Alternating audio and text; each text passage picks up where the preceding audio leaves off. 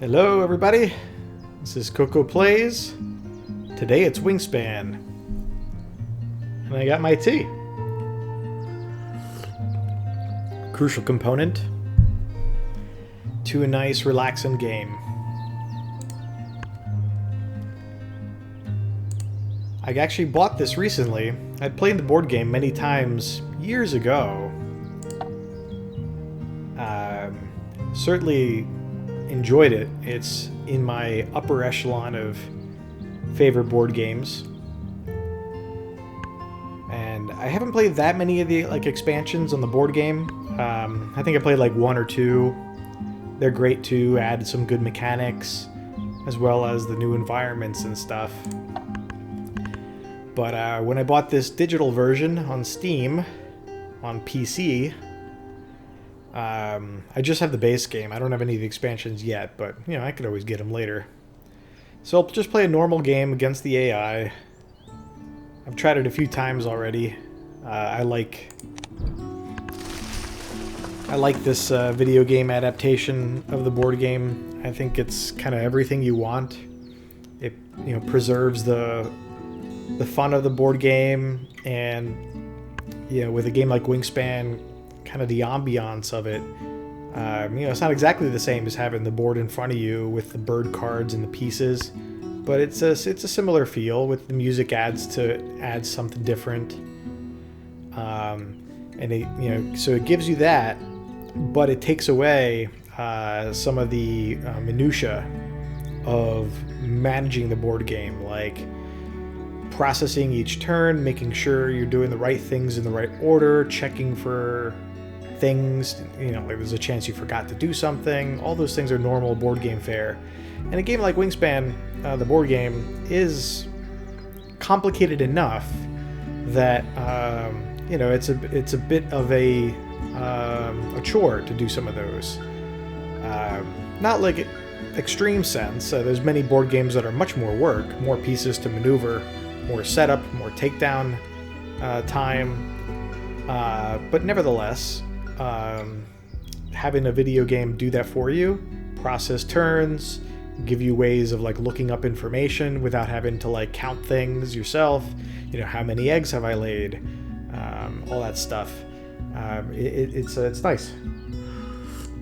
Hello. Yes. So today's Wingspan, but the thing I should mention is that I've been playing Hollow Knight for a few sessions, and I'm really enjoying it very much. And I was going to play it today, but I noticed that the boom arm that I ordered from Amazon for my microphone was arriving today, which is cool. And I kind of thought to myself, why don't I wait to set that up so I can have a microphone that kind of goes closer to my mouth so the audio is a little better quality. Have that set up for my next Hollow Knight session, and just to pass the time until I get that, do a little casual Wingspan with some tea. And so that's what I'm up for.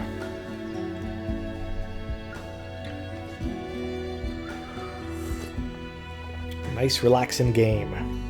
Maybe I'll switch my tea to my left hand so that I can just hold it there. One of the nice things about board games like this is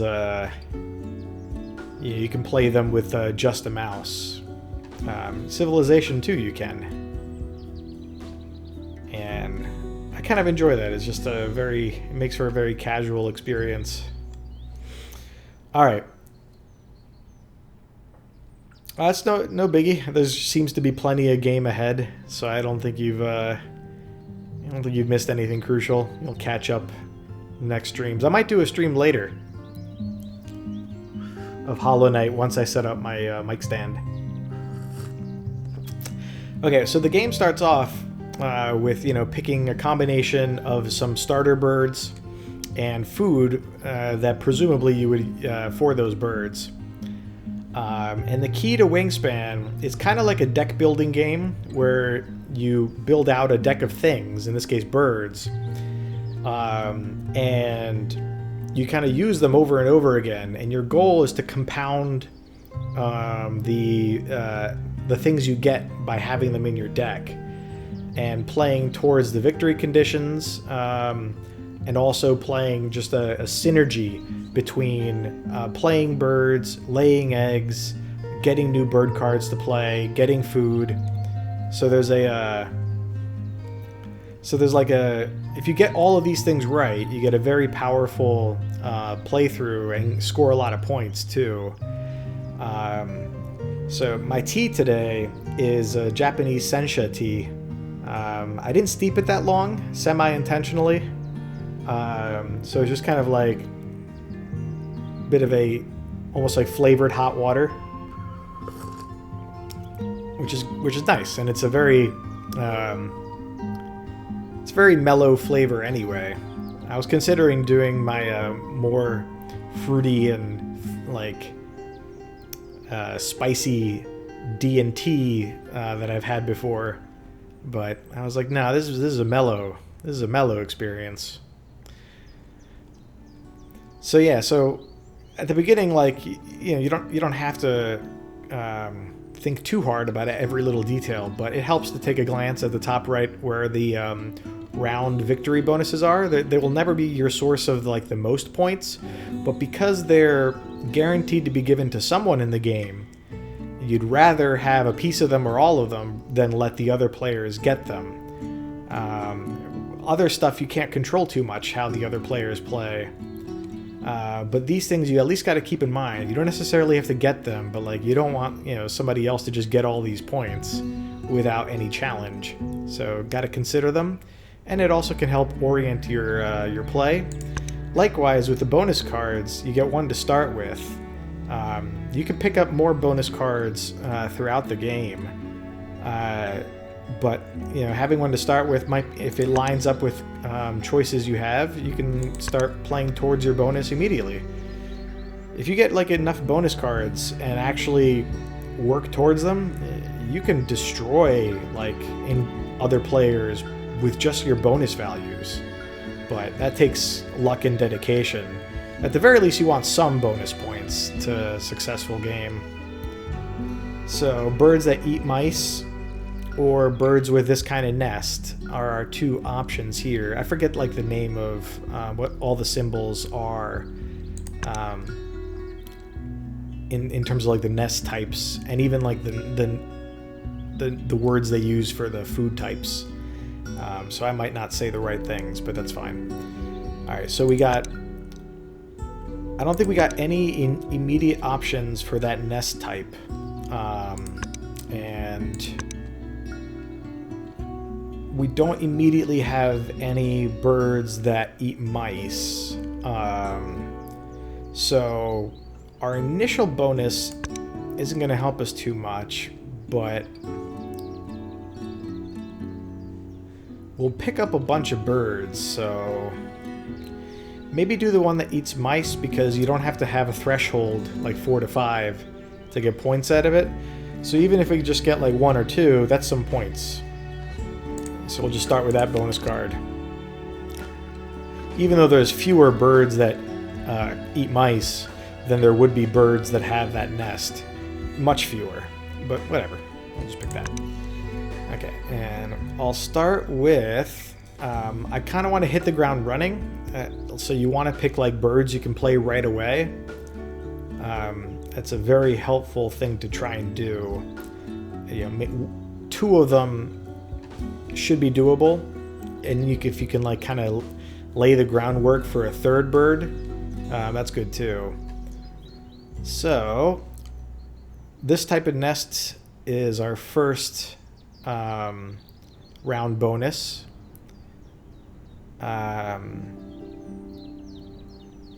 So I kind of feel like we should get this bird. When we activate it, we might not be able to take advantage of its bonus immediately, but that's okay.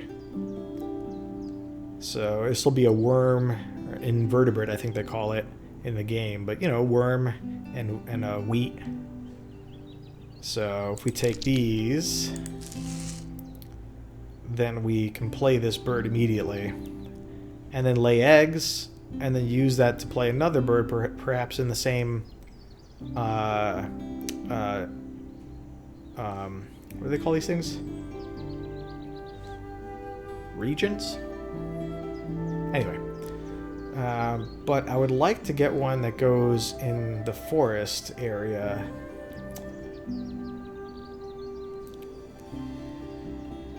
This requires a lot of food, and it's not a nest type that'll give us a bonus.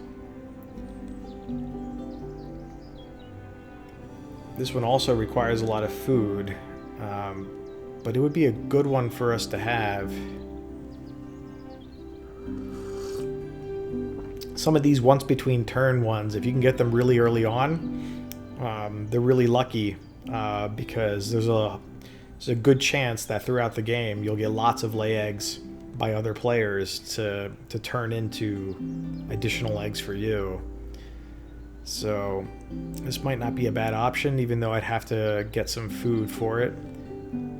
And I'd have to get food one at a time unless like I get lucky with somebody playing a card that gives other players food. So this one is nice, but I'd need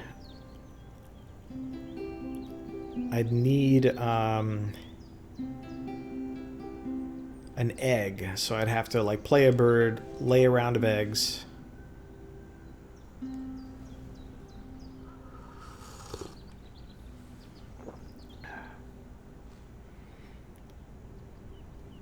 Alright, I think I'm going to take this one and try and work towards the food cost, or if it doesn't work out, you know, get other bird cards and see how it goes. And so I might as well start off with the fishy, which means if I conceivably I have a choice if I want to like start off with this one or that one.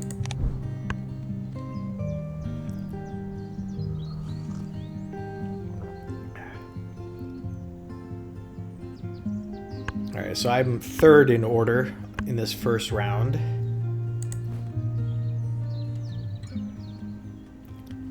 So the other players played birds.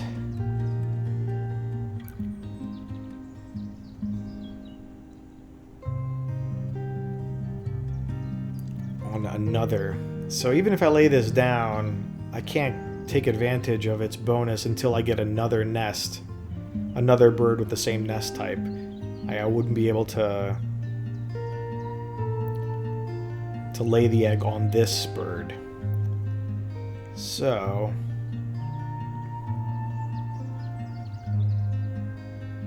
kind of think I can start off here.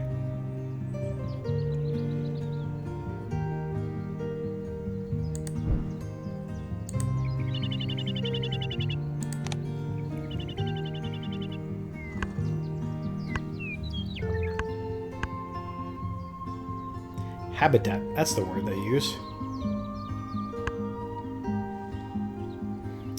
Sweet.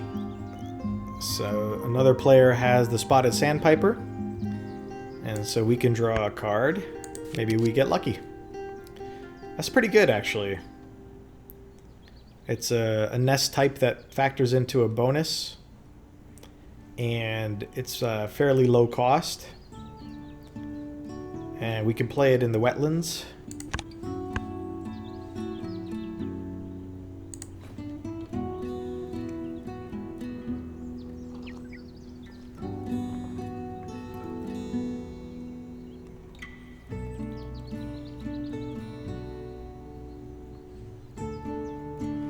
So we're going to need food to do one of these. Let's see what's in the bird feeder. Right now, there's our choice of worm or wheat.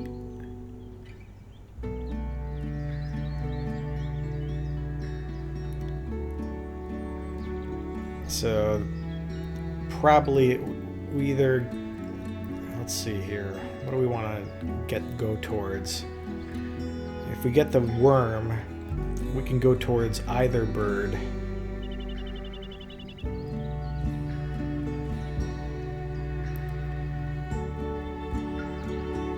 If we get the wheat, yeah, okay, let's get the worm now, and then like see what happens. Maybe our next turn nothing will change and we can get another one. So let's choose the worm.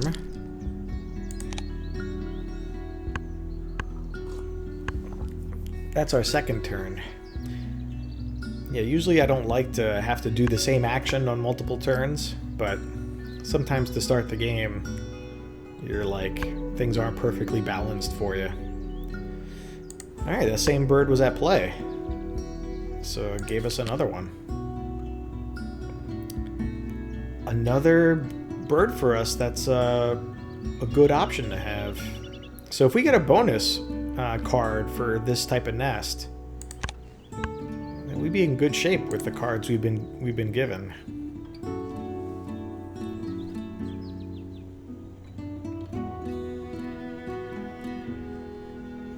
Alright. So I'd like to play this one, but I need...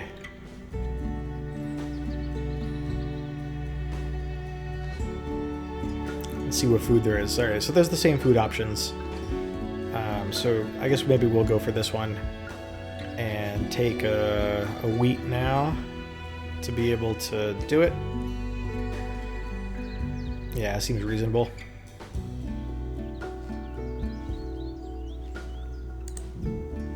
Doesn't make a big difference in this game, especially in this circumstance, but when you have the option to do one or the other, like I'm going to take wheat, but if I take this one, then I potentially give somebody who's looking for a worm, you know, a chance to get it. Whereas if they re-roll, it's not necessarily the case that they'll get it. So it's like there's a very... Normally you play independently of the other players in a sense, but like there's a couple instances where you could just be mean. And since I'm not playing against human players, I don't mind being mean. Like if I was playing the board game version with my friends, like, and I knew somebody wanted a worm on their next turn, I wouldn't steal it if I didn't need to, and be like, ha ha ha. I wouldn't do that, but here I can.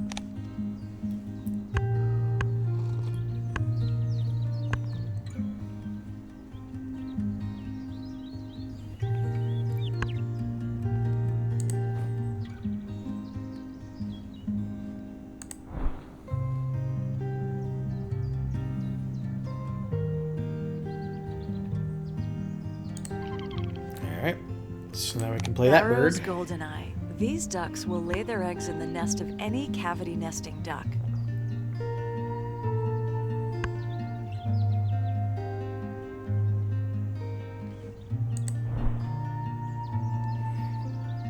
Yeah, only spite towards algorithms.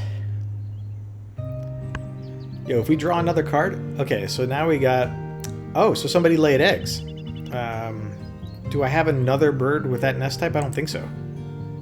Yeah. That's exactly what I said. I don't think I'd actually take advantage of it for a bit, but that's fine. If I play either of these bird cards, I will have another nest type. So this bonus will, in the long run, pay off.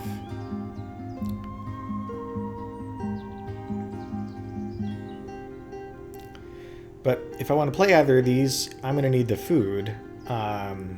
And I can get it one at a time. I have 4 turns in the first round. I want to save 1 turn to lay eggs to get at least 1 nest type with an egg in it, so that I don't get last place in this first round. People tend to have low values for these things unless they get really lucky, so you end up like probably tying with people. But in any case, taking points away from the common pool is the goal with the round bonuses. So I have time in which I can try and get a bird that can be played in the forest habitat, so that I can get more food per activation. It's nice to have like 1 bird in each habitat at least in the early game before you start laying them down. But none of these cards are really... Yeah, like the American Crow can be played in the forest habitat, and has a low food cost, a wild card, just anything. Its ability is to trade an egg for a food, which, like, if you know you're going to be generating a lot of eggs, you know, could be used as a balancing mechanism to take advantage of your surplus. I got the card that lays eggs. That's not bad. This could work for me, even though it's not like a nest type that's at play in the bonuses. It's not the biggest deal in the world. So maybe we get that now. I won't need any eggs to play it, but maybe I'll save my eggs.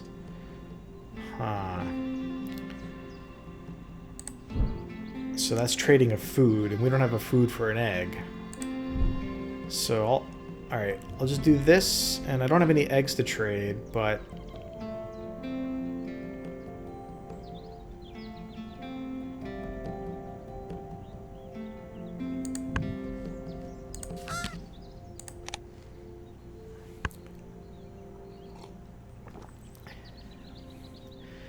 so this card here that now showed up in the deck of drawing 2 bonus cards and keeping one is a way you can get additional bonus cards to get you points.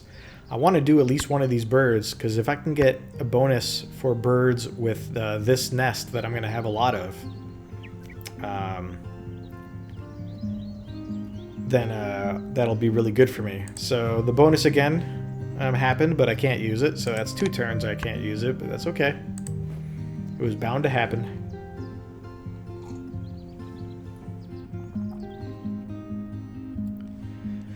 So sometimes players have cards that give other players options for getting food.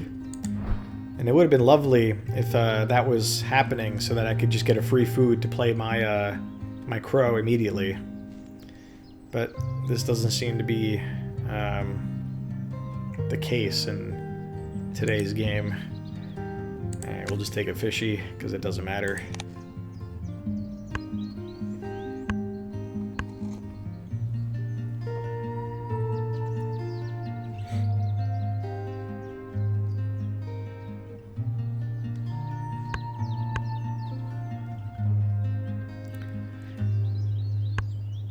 Alright, 2 turns, and we get a new card. A wild card plus wheat. That's fine. I love this type of activation bonus.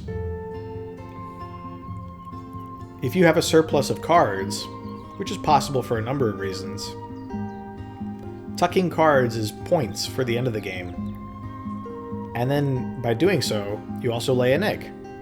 So eggs are also points, along with currency during the game. That's the way you build up like a deck of cards that just like generates tons and tons of points.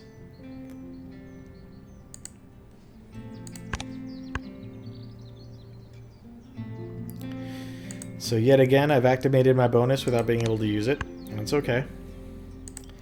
That means like players are laying eggs. So on my last turn, I'm going to do it. I don't know if I'm going to get the round like bonus at all, but I don't care. Okay, so let's play the crow to get something. Am I in the right? Yeah. Use the fishy. American crow. These intelligent birds steal eggs and food from other birds and cache food for later. Yeah, well, it's a peaceful game, but nature itself is not so peaceful.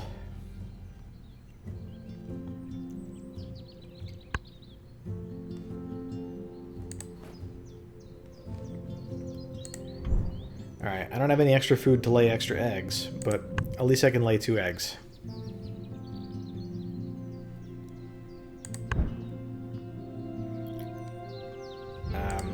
I'm gonna get one on this nest type just by virtue of this bonus.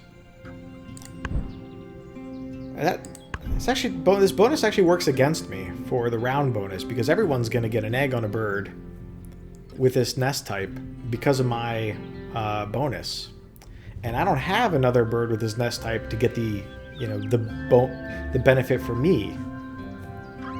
Unless this counts as like I can put 2 eggs on the same bird. Even then, it won't help with the bonus because you only need 1 egg on those birds to qualify for the bonus. But I still might do it. All right, so let's lay an egg on 1 here, even though it's going to get 1 from my thing. But if it does get 1 from my thing, then on future uses I might fill up, but I'm going to spend eggs anyway.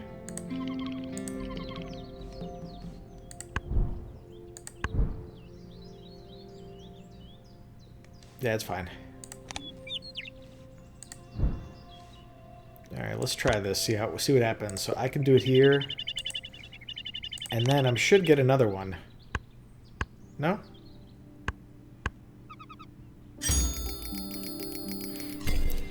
See, I only needed 1. And that was enough to tie me for the top spot and split the 4 points for the round bonus. So the 2 points for me is not, you know, interesting or useful. Like, it's barely anything. But at least I didn't let someone else get 4. That's the key.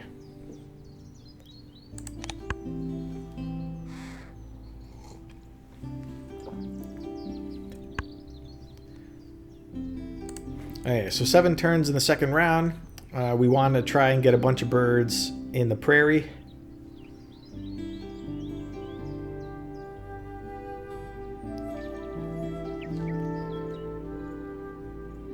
And we have plenty that we can play. So I think we're going to need food. Which one do we want to try and play first? I think we want the one with the same type of nest, so that when people lay eggs, we have a bird we can lay eggs on. So that's either you, which will go in the wetlands, or you. So you need 3 things. Right now I can get 2 food per turn by trading an egg, by trading a card. So I kind of have to make a choice, I think. I might do this one just so I can play it more quickly.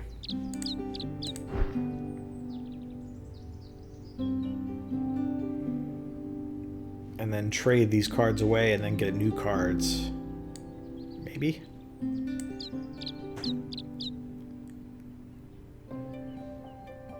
Yeah, otherwise I have to spend 2 turns getting food for this one. And this one's bonus is like, I only have 1 other bird with that nest type, so it's not a huge win. I'd rather have this in the long run. Okay. So in that case, let's get food. Oh, I forgot to look at what's in the feeder too. So I need a cherry and a worm, and neither of those are available. So I'm out of luck on that. I might have to do the common grackle just because.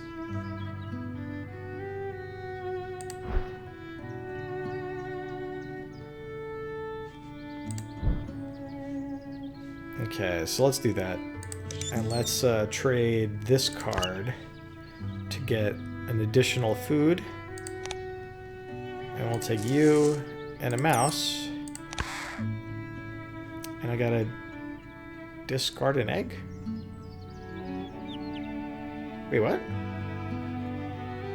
Why do I have to discard an egg? Hold on a sec. Oh, here it is. Forgot about this. Discard an egg from any of your other birds and gain something from the supply. Yeah, we don't need eggs for like another round, so absolutely.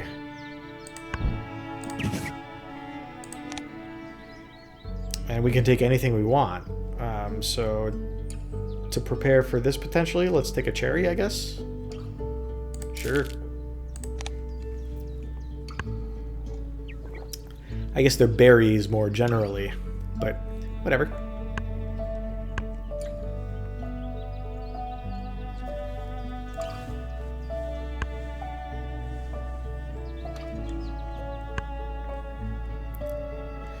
Okay, so now I can actually... Wait, what?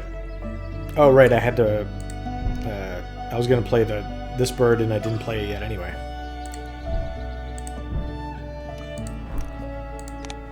See, it's a good idea to play these, like, things that you get the once between turns bonuses on. I've gotten it, like, 5 times and not been able to use the advantage, though. So it goes. But yeah, it's, I'm not really compounding things as well in this game as I have in some others. Alright, so I got food in order to play this guy. And I want to play it in... So this is this grasslands habitat is the bonus for this round. So that incentivizes me to put the bird here. But my next action will probably be to get cards. No, it's okay. I can trade an egg for an extra card rather than being there for it. Because I have 2 eggs. And I'll use 1 for the bird. So I think this is good. Let's put him here. And use the mouse instead of the cherry along with the wheat, because I think the berry will be more, useful for this or another bird. And sure. Common grackle. In winter, grackles roost in large flocks that can include millions of individuals. So one of the things about this game that people like is it's a board game and it's got rules and, you try and win. But in the process, like, you get to know some birds, which is cool. It's actually kind of frustrating me how often I'm getting this bonus and not using it.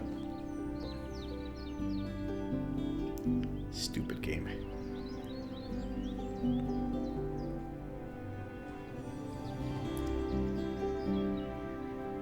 Alright.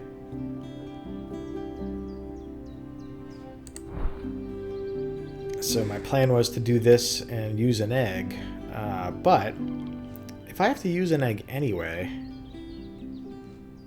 I have 5 turns, and I'm gonna draw cards, so maybe I play this.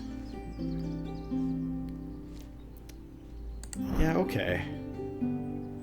I'll get 1 food, and I can roll. And I should get lucky, but we don't know for sure. Oh no, then I have to discard an egg for the food if I want to. And then I don't have any eggs left to place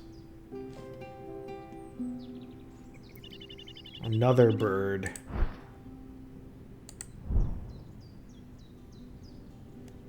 Okay. So do this, roll. I got my wormy worm. I'm going to leave this one just in case I need that option later. Get the worm. Not going to get a second food stuff. Because I need, I don't have a card to trade. And no egg to discard. Wait, what? Oh, other birds. Ah, that's a little nuance that is good to know. That you can only discard an egg from other birds. I didn't want to use it anyway, so it doesn't affect me, but had I wanted to discard an egg, I didn't know you couldn't use the one that was on that bird card.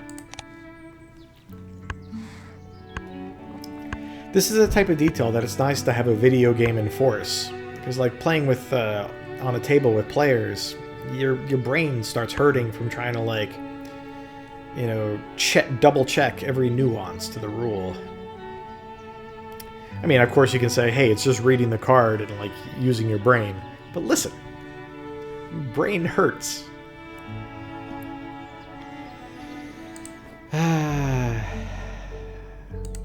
Still can't use my thing. That's like 10 points that I've sacrificed by not having another bird with that nest type. It's definitely going to burn me. Okay, so let's play my tree swallow. And we got to use the only egg we have. There we go.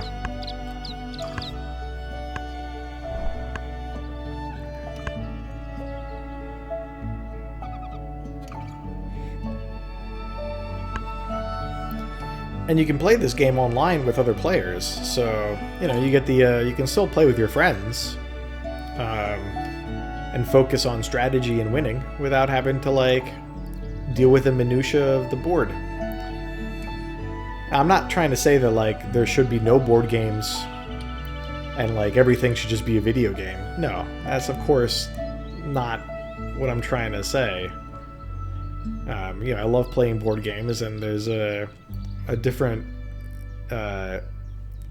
fun to it. You know, being around a table in the same place with people. You know, that experience cannot be replicated. But that doesn't mean that like you should. It has to be either or. You can have both.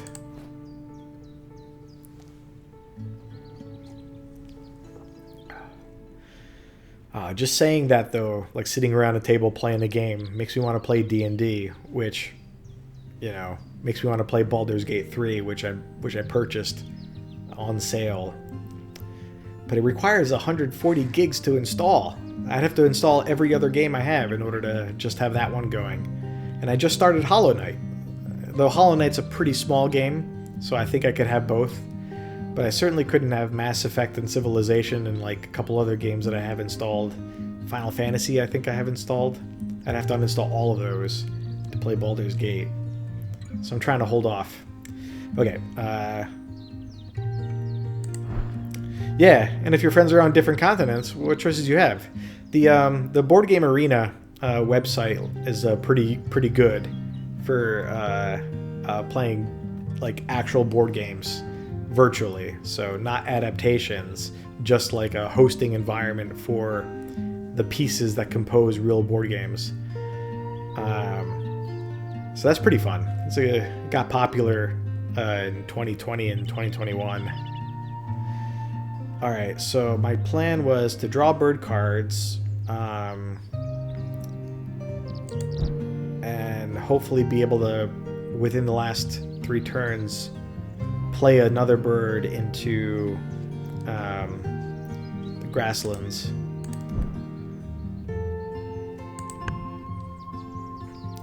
So, wild card nest. I don't know if that doesn't count for the round bonuses, I believe. But let's grab it.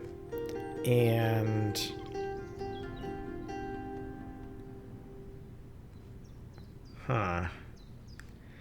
so this one is I get 2 cards and keep 2 cards. This one is I get 2 and get to like, you know, choose a discard that might be one I don't like, which is a more powerful ability, but the bird itself is worth fewer points at the end and is cheaper to play.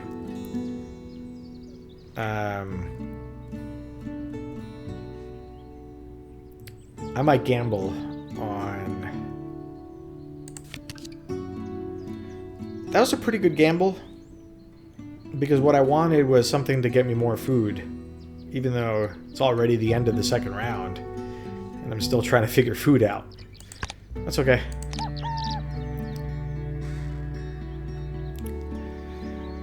So if I want to, I can actually do the tuck card thing, because I drew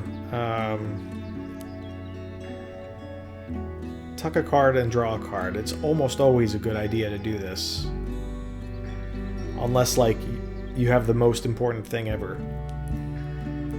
Yeah, even though I like this card that I drew... Wait, I can play this in the... Whoops. Get out of there. Yeah, you know what? I'm gonna play this in the grasslands or prairie, whatever I've been calling it. If I highlight my mouse, I think it might tell me the name. All right, burrowing owl. I'm gonna tuck you, and then I can draw another card. Let's gamble again. Yeah, that's pretty good too. So I'm getting a lot of tuck cards things, which means I want to have a surplus of cards to take advantage of that benefit.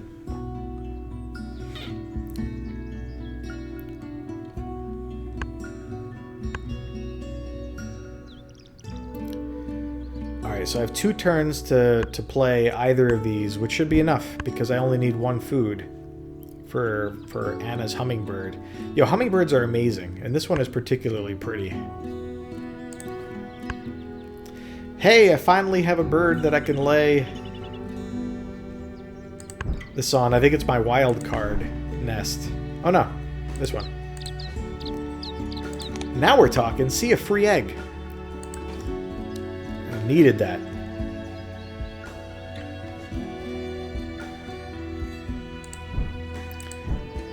So 2 turns, and I don't need to play the bird this turn.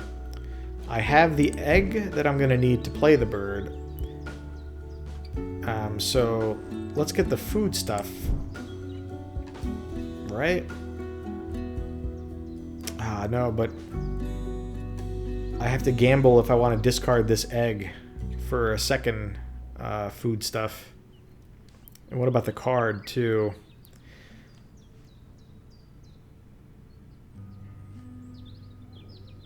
Jeez. So I don't know what I'm going to roll when I roll these. Alright, here's what we're going to do. We're going to pick this, and then we're going to roll.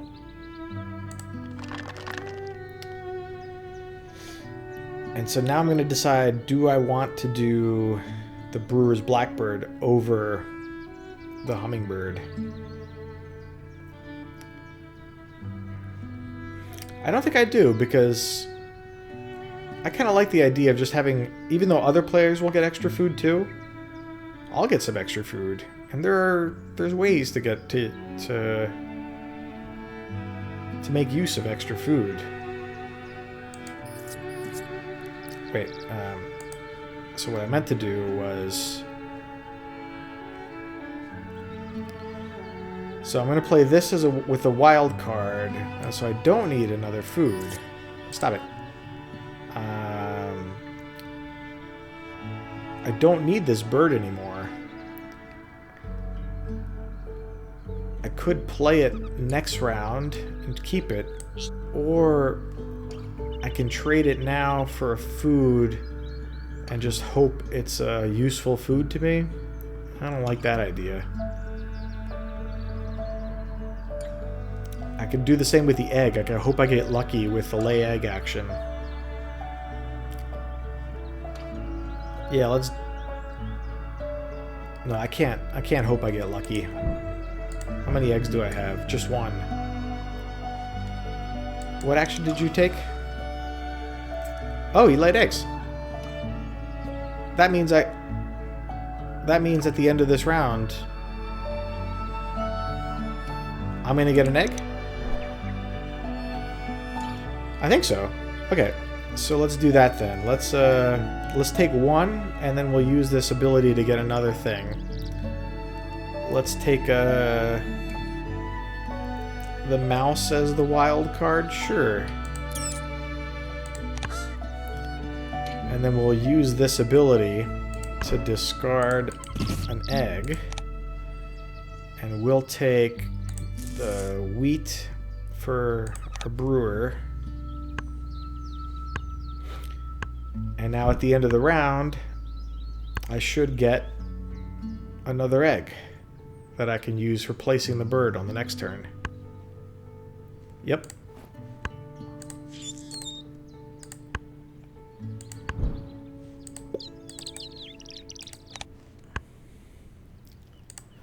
Beautiful. And as expected, the other players laid eggs too. Alright, so we can do either one we want. We can do the brewer's blackbird or Anna's hummingbird.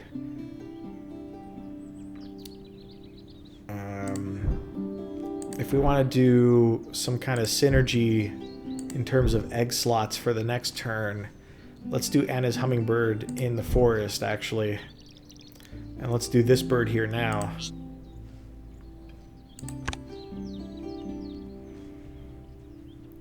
And let's spend the egg to place this bird. Brewer's blackbird. Brewer was a prominent 19th century ornithologist and oologist.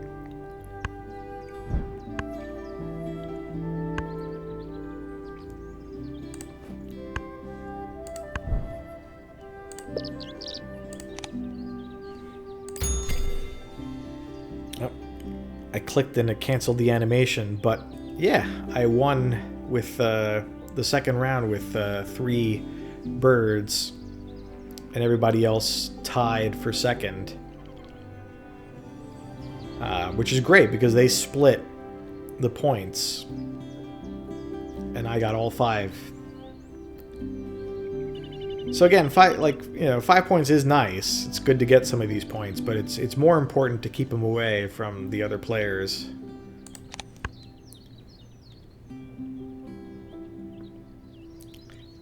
So the thing that I think is gonna hurt me in this game is the activation bonuses for birds that generate points throughout the game, whether in the form of eggs or tucking cards or caching food. I don't have a lot of those, and those tend to be a big source of points at the end of a game.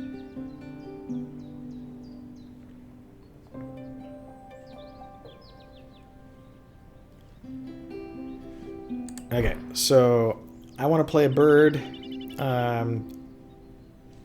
Anna's hummingbird, with wildcard food, so I'm going to need to save the last 2 rounds to lay eggs to try and get the sets. So I basically have 4 turns to play this bird and maybe do something else.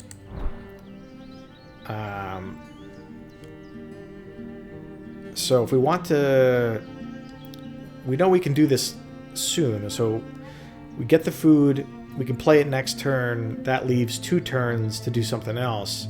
That something else would be getting bird cards, and if we're lucky, being able to play a bird card on the turn after. So what we could try and do is get the bird cards now so that we know what food type we're going to need when we get food. So that's the right call here. So we'll draw 2 bird cards. We can tuck one away. Yeah, okay. And so this one is nice because it's the right nest type, and it only requires 1 food. So let's grab that one. Yeah, the bald eagle is a high value bird. I tend to not get as many points from my bird values as other players. I don't want to be too far behind, but I tend to go for birds whose other factors can get me points. Yeah,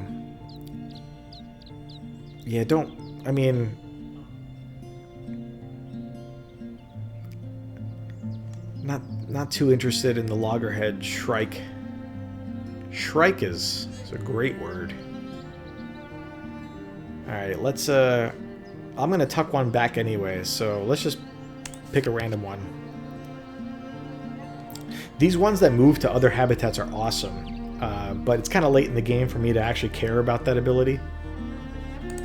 But in any case, I'll grab it. And then I'll immediately tuck it. And it's a 0 value bird card anyway. These bird cards tend to be super useful in a couple situations. One is if the round bonuses is like one round it's the number of birds you have in a certain habitat, and then a different habitat in the next round. You basically have a bird you can move to the habitat so it scores twice. The other way it's useful is if you have something where like you want to have an egg on a bird in a certain habitat, like eggs in wetlands, you can like lay a bunch of eggs on this bird and then move it to the right habitat that it needs to be whenever you want, like towards the end of the round. But neither of these abilities of this bird are useful to me, so it's getting tucked, and I'm gonna pick a random new card. Violet green swallow. Yo, birds are the best. They can fly, and they're pretty, and they have like a cool language, and it's like pretty to listen to. They're the best.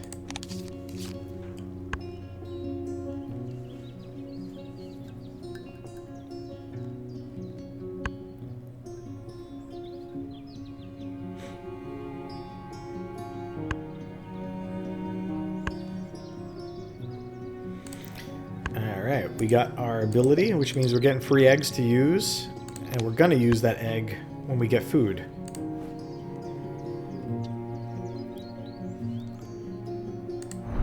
So let's hope the bird feeder is... Oh geez, the bird feeder is absolutely useless. Wait, no, we have the wild card one we can do. That's fine. Willow ptarmigan. A weebo bird. Yeah. I don't know anything about them, but birds are great.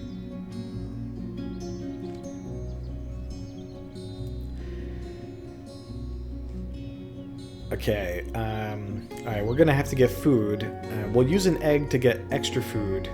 So, we use one food for Anna's hummingbird. Play that next turn, and then we can play another bird on the turn following.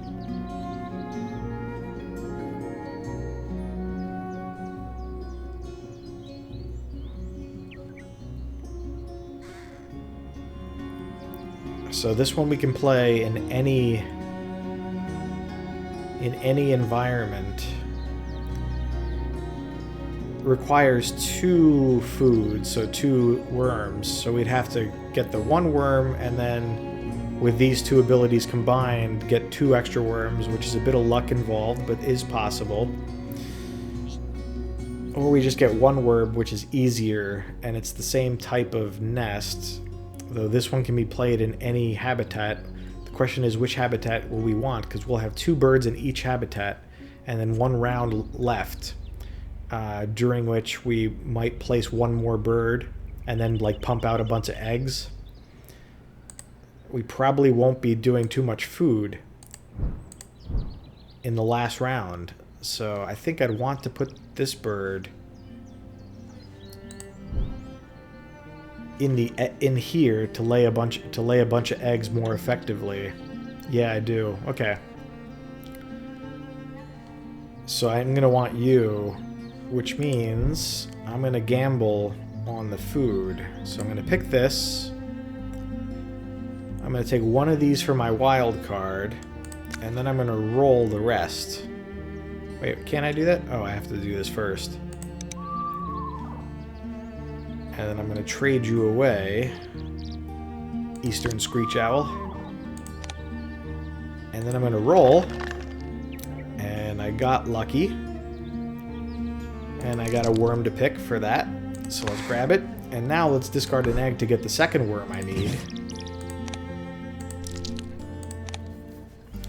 Okay, so now we can lay 2 birds on consecutive turns, assuming we get another egg from our bonus, which I think is going to happen. Because there's like laying eggs is one of the most common activities that players do. So yeah, we're getting good value out of this card, even though we couldn't take advantage of it for the first few turns.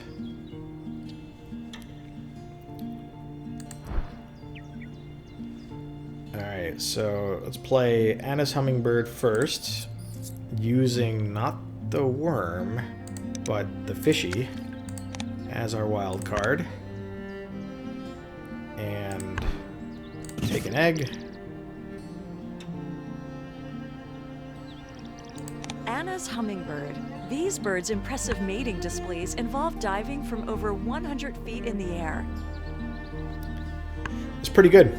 I've tried that, Anna. Didn't help.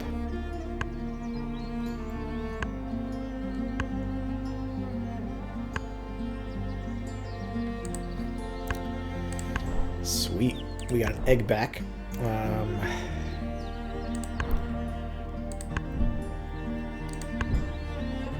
Okay, so we only have this type of nest in that habitat right now. That's good to know. I'll have to try it.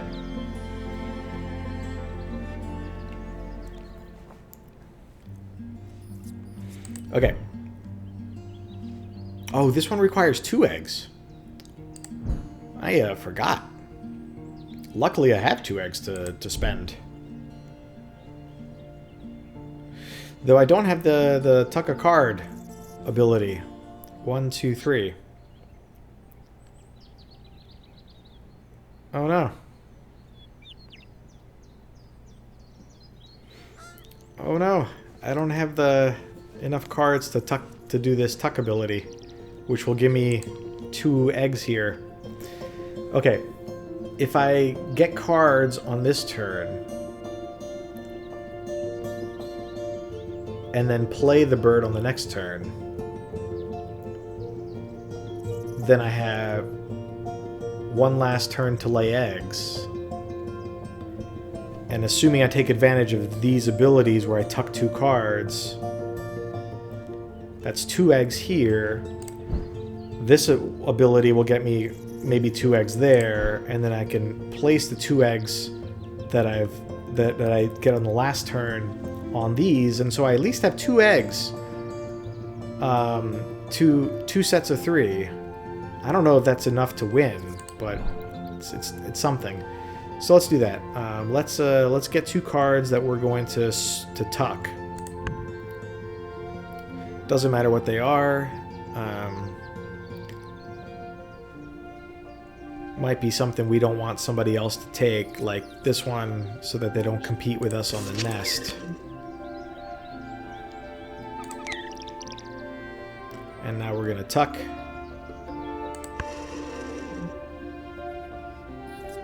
Tuck the turkey vulture. Grab whatever this is. It won't matter because we're not going to use that bird. Yellow rumped warbler. Warbler is one of the most fun words in the English language. Warbler. It's got all the funny sounds.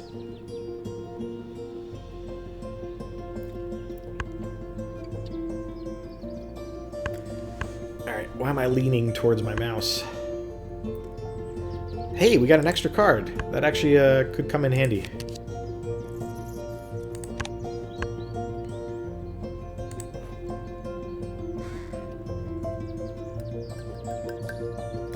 I unfortunately didn't do a bird that gets me a new bonus card. That's gonna hurt me too. Okay, so now we're gonna play a bird, and then we're gonna lay eggs. By any chance... Nope, we're going to want the bird that we were originally targeting, Violet Green Swallow. And then we have 3 cards to tuck, which is exactly what we wanted. Huge. Oh, I forgot about spending the eggs in order to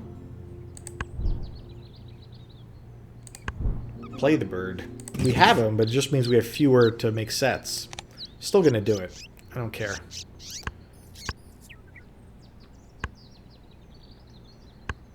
All right, somebody took the lay egg action, right? No, but they did this action. Hey, that's a nice bird for laying eggs. every time you activate it, it lays an egg, and it just costs very low value. Okay.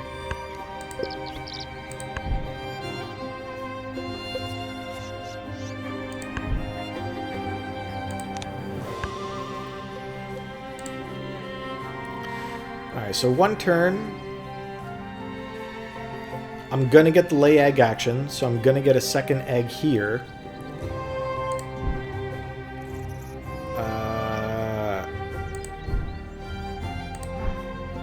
Oh, I don't have another one of these nests to take advantage of this, but I will get an egg on this one, so that'll be one here, one here, one here, so it'll be 3 in here. 3 eggs in here, 2 in here, and 0 here. So if I get 4 eggs, then I want to do 3, 3, 3. So I want to do 1 here to get it to 3, and 3 here. That should work. So if I get this right, I'll have 3 sets of 3, and that should be competitive. If I don't win, I should at least get like second or tie for something. Okay, so we're gonna play.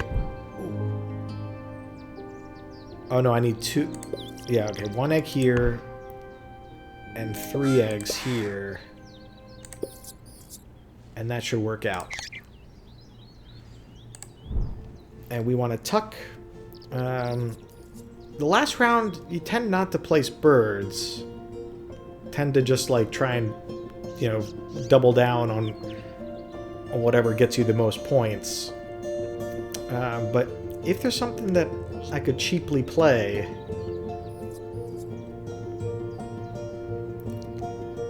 like if I get food, I can play this one. Although I can't because it's. Well, I mean, I could play it into this habitat, but. Maybe? Okay, so that's an option. I might want to keep that one. Am I gonna draw food at all? Only if I want to play this bird.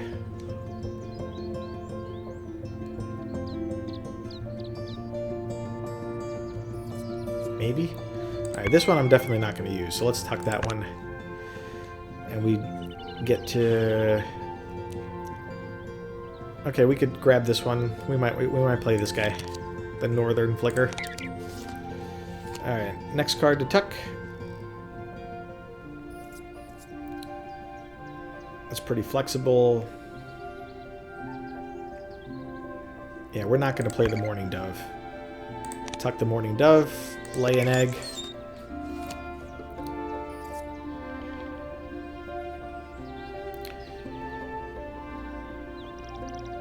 We're not going to play the Bluebird. Tuck that, lay an egg. We get to lay an egg. Okay, so now we got 3, 3, and 3.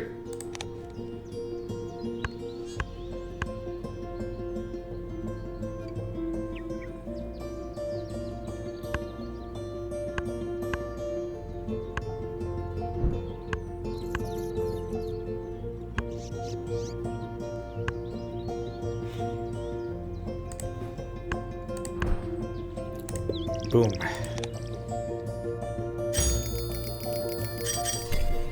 Okay, so we didn't win the round bonus, but we got second. Clean second, too, so we didn't split the points.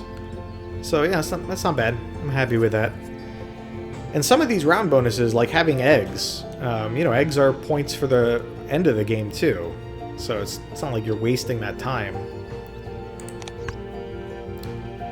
Cool, so now we got our round bonus is this type of nest that we've been building towards the whole game. So we want to make sure that by the end of the round, we've got at least 1 egg on those, which should be fairly easy to accomplish because we're going to want to lay eggs just to get eggs for points. So we got 5 turns, and we got 1, 2, 3, 3. That's not really enough. So let's play another bird.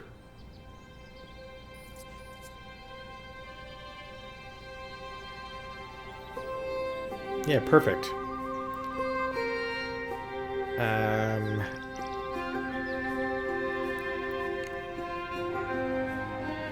Oh, I don't have any food. Wait, what is my, where did I put the warbler? Oh, the hummingbird. That's the one. Okay, so I'd have to activate this. Okay, so we'll get food. Which one of these we want? I guess we want the one with the right nest type. Yeah, because we're not really going to use this ability anyway. So we need worms. We should get lucky. Or we need fruit, worm, or grain. We should get lucky if we re-roll. So let's get food. Re-roll. We got lucky. Doesn't matter. I guess let's take a mouse for our second thing. Doesn't matter. And we gain 1 wild card. I'm just gonna take it just in case there'll be a way to spend it. Not there, actually. Huh.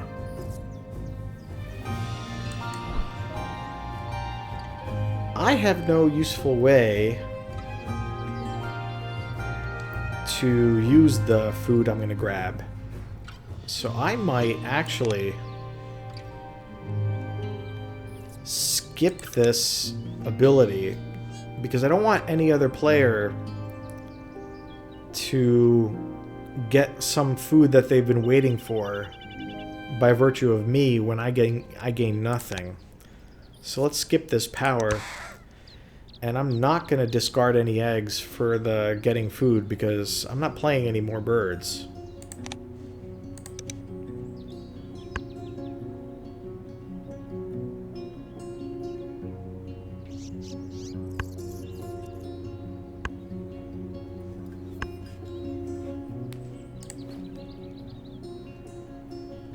Okay, so let's play you. Use that food. Doesn't matter which egg we spend. Northern flicker. These woodpeckers seek out ground-dwelling insects rather than pecking wood.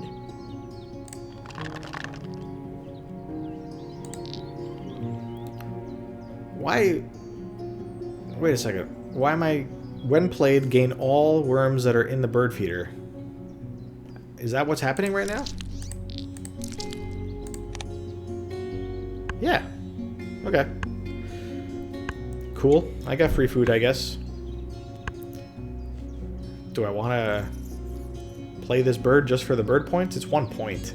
The laying eggs would be more effective. So 3 rounds of laying eggs is my plan.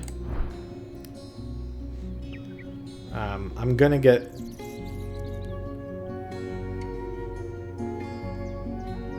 This thing will give me at least like 2 or 3 eggs. So 29 is the total number of eggs. 1, 2, 3, 29, and I can pump out 4 or so, and then these 3. I might not need all 3 turns to lay eggs, actually, but I'm gonna do it. We'll just see what happens. If I end up with extra eggs, whatever. I don't feel like doing the math.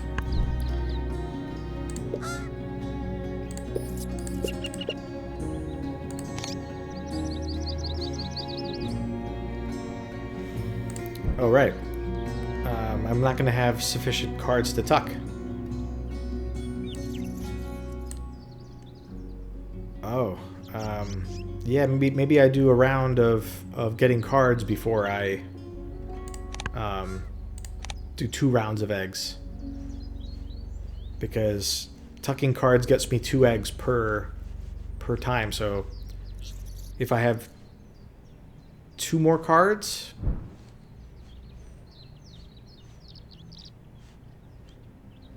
Maybe I got a 4th card, luckily. or I can trade an egg for a card, which then gets traded back to an egg. So let's just do this. And grab 2 random birds.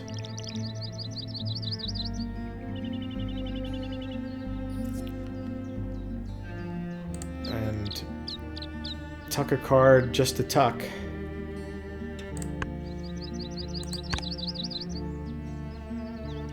Take a bird. Okay.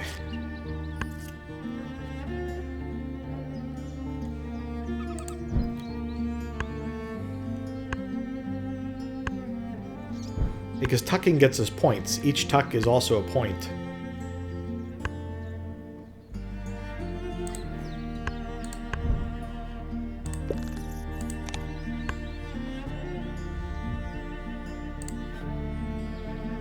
Meep. Alright, now we got eggs coming.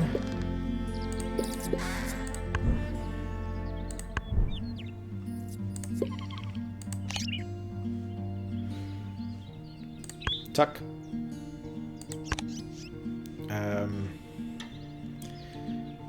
Yeah, choose this one just so no one gets 7 points right at the end. Whatever. And then tuck. And that gets us an egg. Tuck. And that gets us an egg.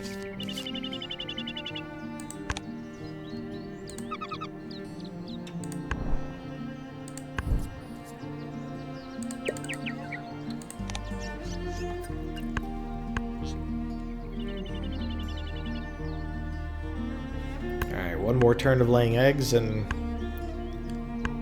not as many eggs as if I had done 3 turns, but it's okay.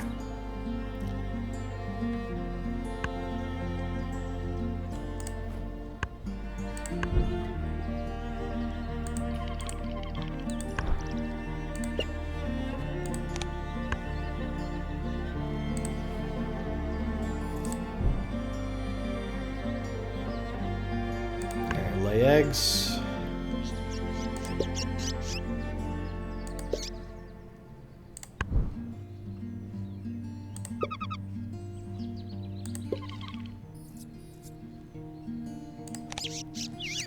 Tuck and draw a new one.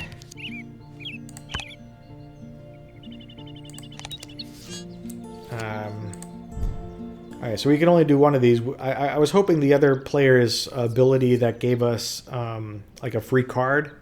I thought maybe I'd get lucky and that would get activated, but it didn't. So I only get 1 egg, but that's fine.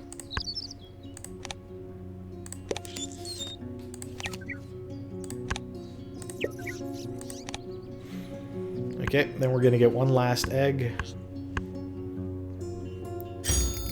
Oh, we didn't. In any case, we tied with it, which is perfect.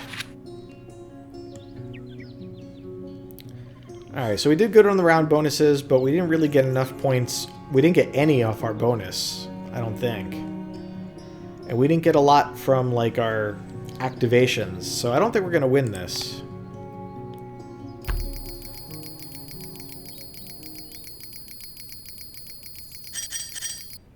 Actually, we're not too far off on bird values. That's good. We got a good number of eggs. We might be able to catch up here. Nope. Okay, so we're going to finish second probably. Yeah. Yeah, 79 is not a great score. Like, you want to be in, like, the high 80s, 90s, 100 to be in contention for winning. So, like, this presentation helps you kind of get a sense of, like, what your strategy can be aiming to do.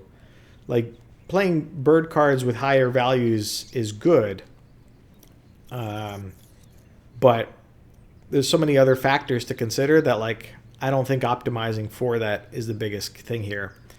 Like, getting 0 points that, like I did on your bonus, 7 is not a lot. But it still was enough to create some distance between me and that puffin. So you really want to have like a bonus that is going to get you, at least 7 points or so. And I didn't have anything. So that was a drawback. Like the bonus, it is a bit of luck in that the bonus choices I got at the beginning were not things that, like, neither of them would have been useful, I think, in this game. There was the other nest type that might have actually, I might have gotten more of that nest type. But I could have tried to make an effort to find one of the birds that gets me a new bonus card. So that's something. And then, end of round goals I did great. But you can see it's like if I had gotten a couple less points in end of round goals, it's not a huge deal. So I did fine on those, but, I don't need a hyper focus. Eggs I did fine on. Like, you always want to spend the last couple of rounds laying eggs to try and maximize the points because they're the slots on the birds for eggs. You want to try and fill them up as close to max as you can. And then I had a lot of activation bonuses for laying eggs, which helped me do that. So this was all good. I didn't cache any food. I didn't get any of those cards or didn't seek them out. But if you think of these two things in tandem, the tucking cards and tucking food, overall I had 12, which is a decent number. This guy had, this owl had more. But that's another good source of points that I could have taken greater advantage of. So I think the key is like to try and double down a bit more on the bonus, because the key to this game, like any deck building game, is you can be working on multiple things at the same time. If you have a bonus that's like a type of nest that is involved in an end of round bonus, laying birds of that nest type gets you your bonus, but also gets you the bird cards and also gets you the end of round bonus. And then those birds are also going to have like slots for eggs. So you're going to use them anyway. So you're going to get the egg points too. So you want to try and make sure that like every move you make is getting you points on like 2 or 3 paths. And then every turn, and then to generalize that, not just every bird you play, but every turn you take. So if you're getting food, if you have no birds played in the habitat and you just get food, you're getting 1 value. You're just getting the food. But if you play a couple birds where when you activate them, they cache food or they tuck cards, now every time you get food, now you're not only just getting food, you're also getting points for the end of the game. So that's the key, is to try and make every action you take lead to 2 or 3 sources of points, and then you'll be fine. And like I did good, but I didn't do like as good to win. And I felt that as I was playing. But it's fun. It's good stuff. I don't want to like preserve the game or anything. Very nice game. I want to check if my package has been delivered for my microphone arm.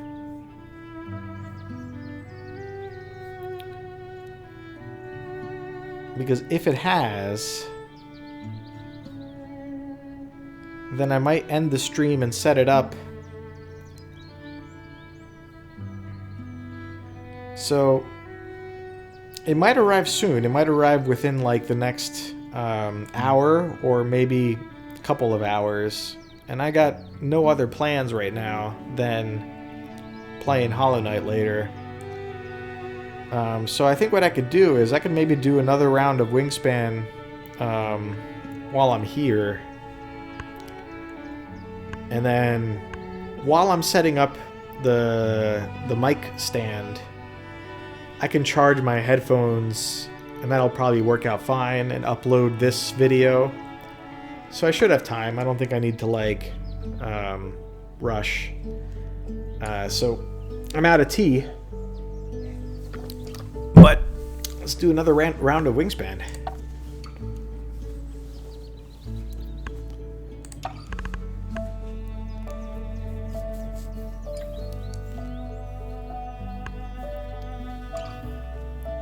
Having 3 other players, like 4 players total, seems nice. I wonder if I should have a 5th. Now let's just stick with 4.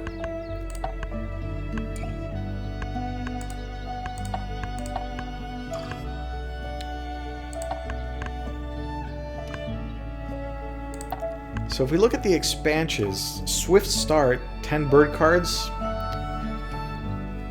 I don't remember that when I played the board game.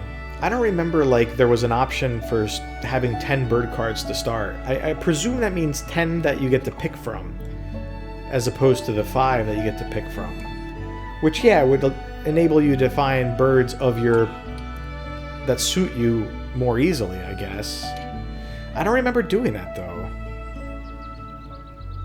5 seems fine. But again, like randomness in board games, like, you know, there's like almost a philosophical approach to randomness. And if you know, a lot of players who play board games don't really want any randomness in strategy games. You want to make it about your choices and your ability to think ahead. But many strategy games have some element of randomness, even if it's diminished. And in this game, it's like what birds pop up that you have a choice between. There's a little bit of randomness. You know, not necessarily enough to like warp the game so that some person wins no matter what happens, but like it's a little bit of randomness. And if you do 10 bird cards, you kind of reduce some of that randomness because every player is more likely to be able to start the way they want with 10 bird cards. I'll give it a shot. I'm just kind of curious. And then this option of like including the Chihuahuan Raven and Common Raven in the bird deck, I don't know why this is an option. Like I don't know why those 2 cards are presented as a special case.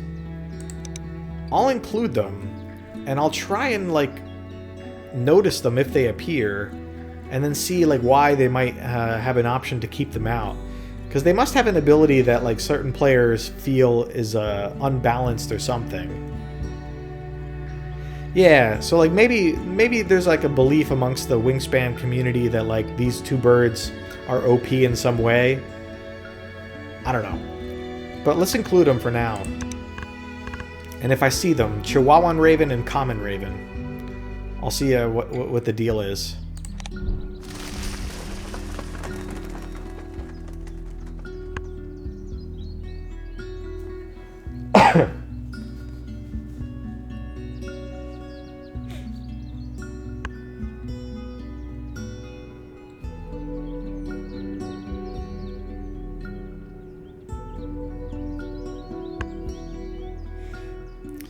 Yeah, we're trying to look at the trees and see if we spot any birds.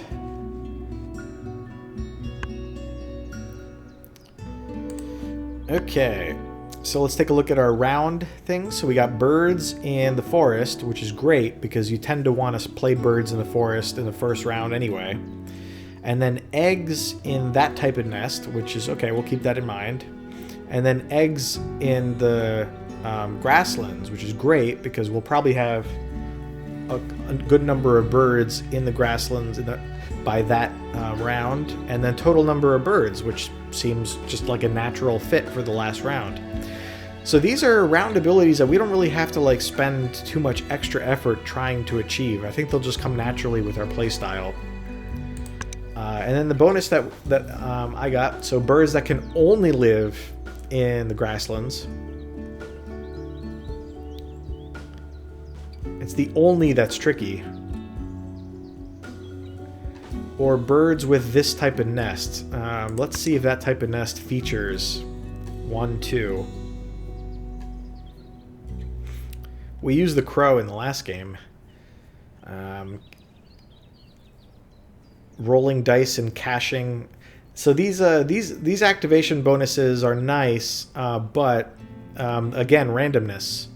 It's not guaranteed. You roll the dice, and not just any dice. You roll the number of dice that are not in the bird feeder, which might be 0. I once played one of these birds and got 0 cached food by the end of the game. So it's a good amount of randomness for this type of thing. But because it requires one food, and because this one requires one food,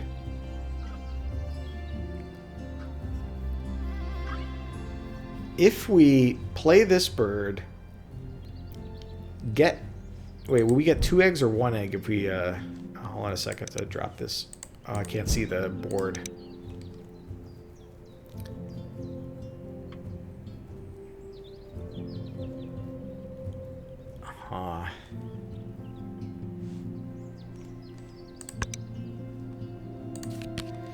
Yeah, let's grab the nest, and we'll grab those birds that have that nest, and I think we can make use of them. So you. We also need this type of nest for the second round, but we can also decide just to give up on the second round bonus. In fact, let's do that. Let's make the conscientious decision to give up on the second round bonus and not let it influence our choices. It's still a reasonable bird to play.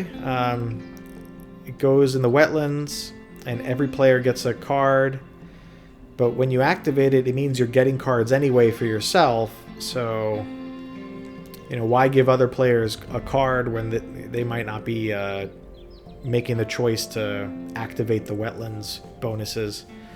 So, okay, let's get these 2 birds, and we need 1 mouse to feed it, and then a wild card, so whatever.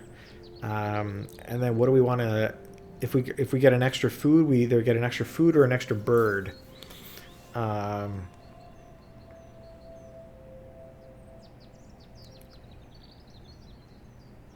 Let's get an extra bird, because we can get food for it once we place this bird and lay eggs.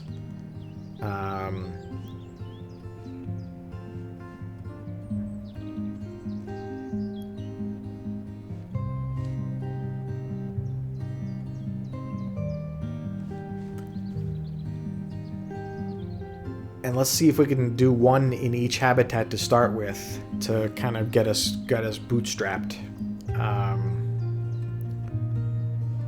So we could put this one in the wetlands, this one in the forest, maybe this one in the prairie.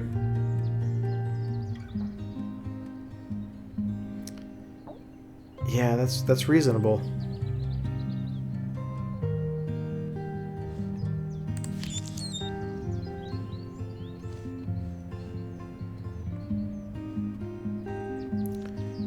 Okay, and let's get the wheat, the grain.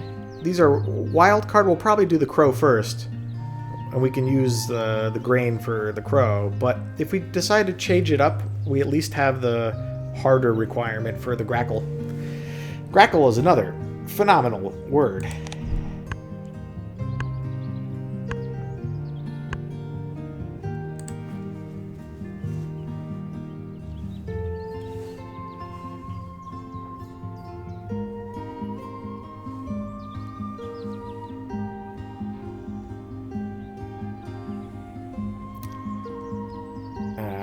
I had to look at my laptop for a second, so I just want to see. Played a bird, drew birds, and played a bird. Alright, so first things first. When activated, and when activated, so the order doesn't really matter too much. Let's do you first, and let's do the mouse. Broad-winged hawk. This hawk is seen more during migration than while it's in the forest interior.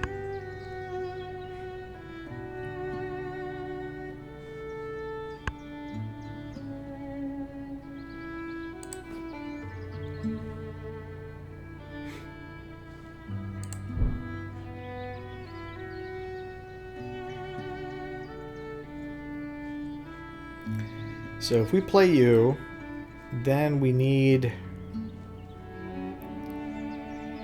food. We need 2 food. And we can only get 2 food if we have extra cards. Unless we generate eggs use one of the eggs to get something from the supply, save the other egg for playing our next bird. Okay, from any of your other birds. That works. This should work. So let's play you first with this.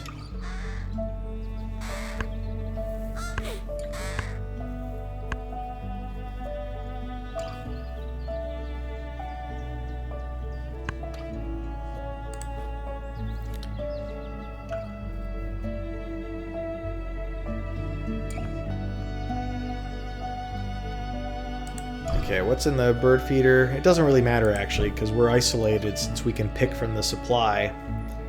So let's get the eggs we're gonna need, and let's lay it on the other bird.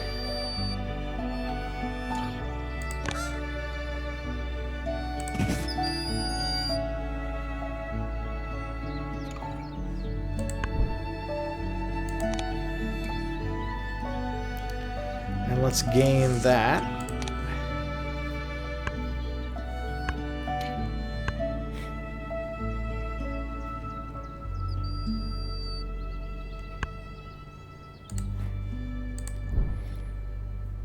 Okay, and now let's get food that we need for you. It really doesn't matter what we get.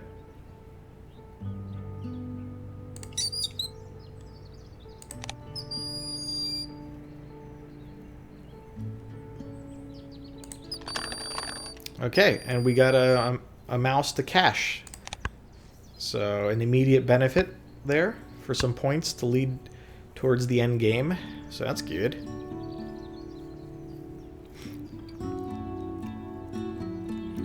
This is gonna be a game where I try and play a lot of birds, unlike last game, because there's 2 rounds where the total number of birds is at play.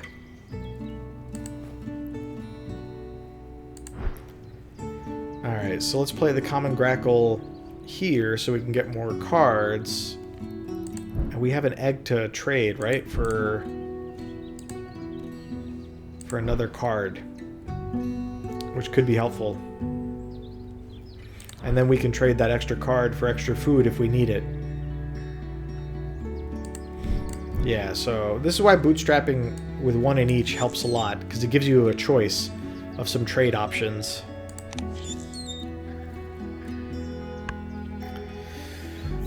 So our goal would be to get another bird in the forest before the end of the round. Let's see what the other players got. They might already have 2.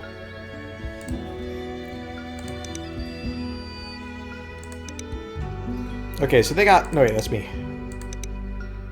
So there's 1 player with 2, so we can tie them at least. Unless they get a 3rd, but yeah, who knows. So let's try and get a second bird in the forest by the end of the round. So draw cards, get food, place. We're going to need an egg for that if we want to do it in 3 turns. We can tuck a card to get an egg. But then we need a bird with 1 food requirement, and none of these 3 have that. 4 that also are for the forest. Because if it has 2 food requirements, then we need to trade a card, which means we can't tuck the card and have the bird to play. Okay, so we can gamble though. So let's gamble. Let's spend the egg to get a card.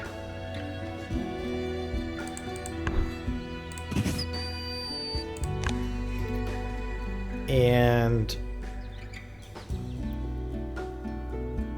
what's the nest type we have in our bonuses? Not any of these. This one? Anyway, so this is a one food requirement bird, but it's not for the forest.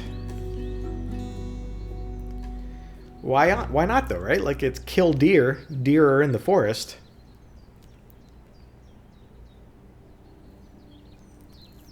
The stick nest, huh? Okay, so none of these. All right, so let's gamble on a card from the deck. It's a great card, but it's unfortunately for the grasslands.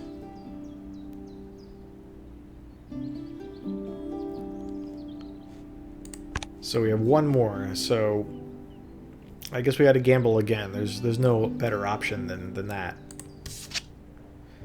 Okay, that works for the forest, but too much food.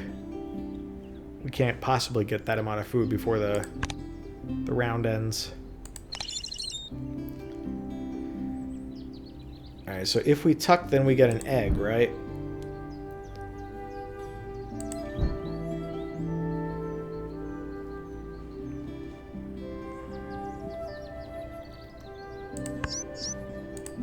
Alright, tuck, lay an egg.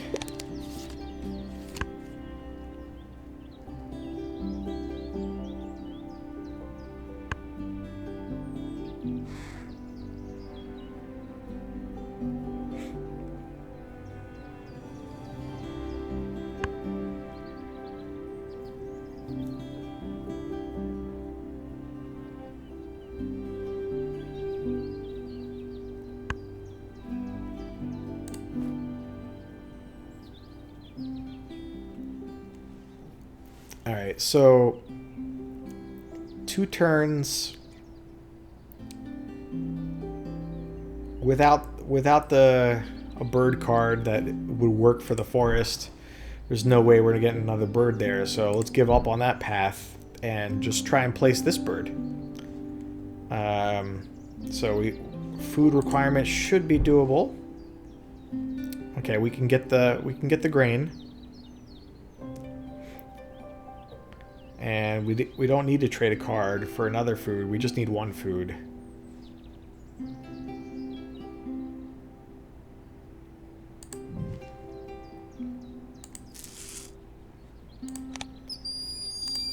Oops, don't skip. Hey, we got lucky. Alright, we got another mouse to cash. So this is like a good example of how you start racking up points by caching food early in the game. Even though it's randomness and we've gotten lucky twice, you know, hopefully we keep getting reasonably lucky. Alright, so they call those platform nests, I think.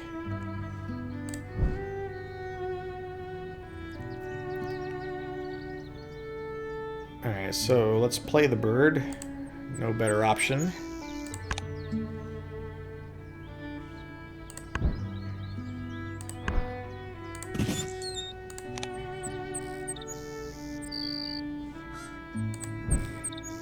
Oh, this bird has the ability to play another bird on the same turn, which can be a nice thing to do, and we don't have no rush on, yeah, we have no rush on this round, like, playing this bird, so maybe what we do is save this, get bird cards, trade an egg for an extra card. So let's see. If we want to play another bird in the grasslands, then the kill deer can work. Totally reasonable requirements.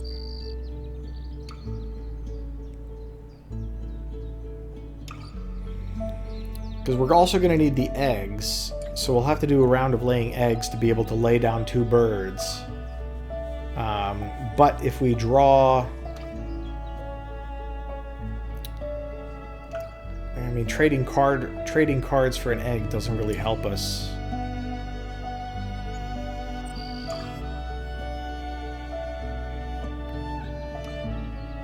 If we got a second... Yeah, if we got a second card... Well, we get to tuck it, though. Tucking cards is points. So that's a good use of an egg. Okay, so I think we're going to get the kill deer.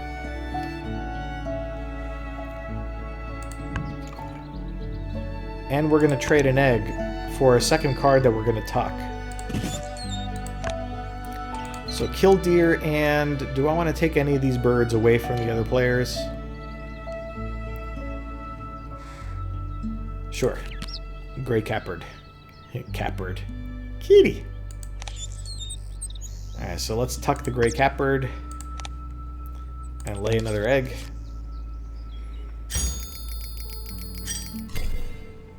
So yeah, we didn't get a second bird, but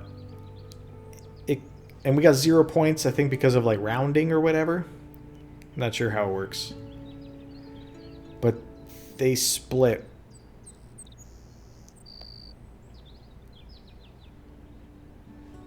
Yeah, so because first and second they split the points, and there were none left for third place.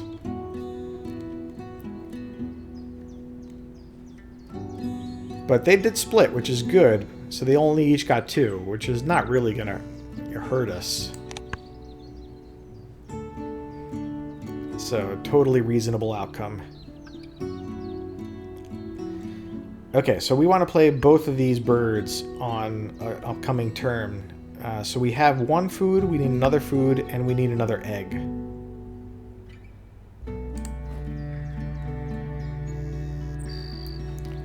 Because we need 2 eggs to do it. And huh.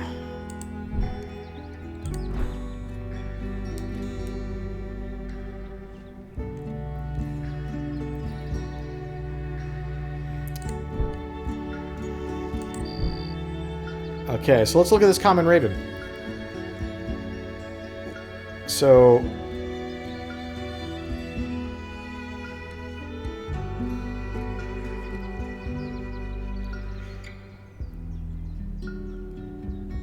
yeah, I mean, that ability does seem nice. Discard an egg from other birds to gain 2 food. You know, I have a card that's trade an egg for 1 food. Let's actually compare it to that one. Right, so discard 1 egg for 1 food, and my crow is the same nest type, costs less, or gives me fewer bird points, has the same number of egg slots, and the common raven can be played in any habitat and requires more food than I presume my crow did. It doesn't really seem... Yeah, it doesn't seem OP. I'm not totally sure. I might look it up after the game. Like, maybe there's something else behind this. Maybe, like, you know, it didn't come out with the original game or something, so if you want to preserve, like, you know, the out-of-the-box base game experience, I don't know. We don't really need to speculate. I'm not going to worry about it.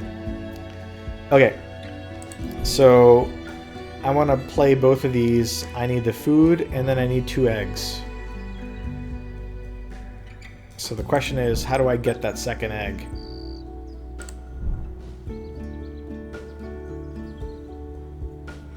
I'm going to have to lay eggs.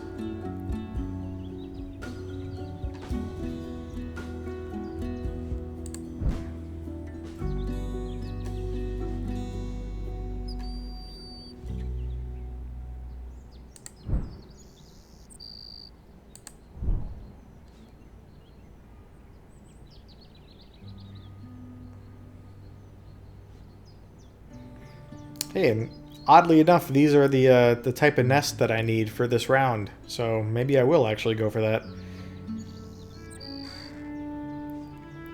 Okay, and then this thing, so we could trade extra food for an egg, which we could then discard to gain wild card. You know, wild card is nice for the choice.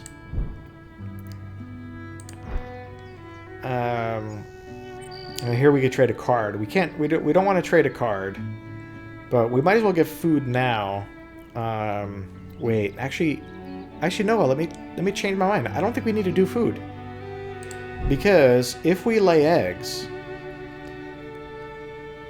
and we get 2 eggs, we already have 1, so we have 1 to spare, which we can discard to get the second food. Precisely. Okay, awesome.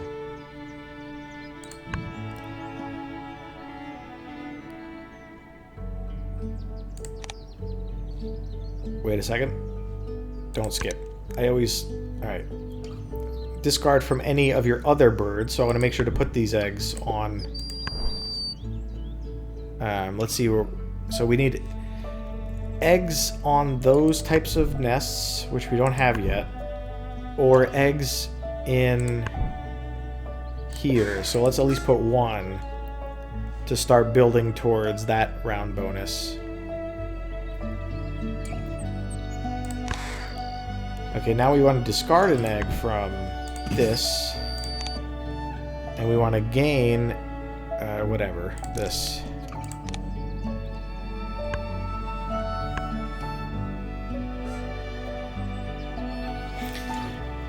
I should probably say the actual word rather than this, which requires, you know, looking at the screen.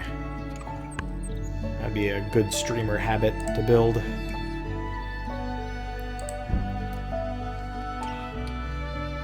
Alright, so now we can do the double down. So we can do the Savannah Sparrow.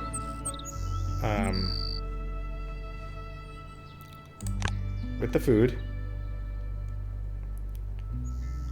And egg. Play the second one with the food and the egg. Okay, we played 2 birds on 1 turn. Pretty good.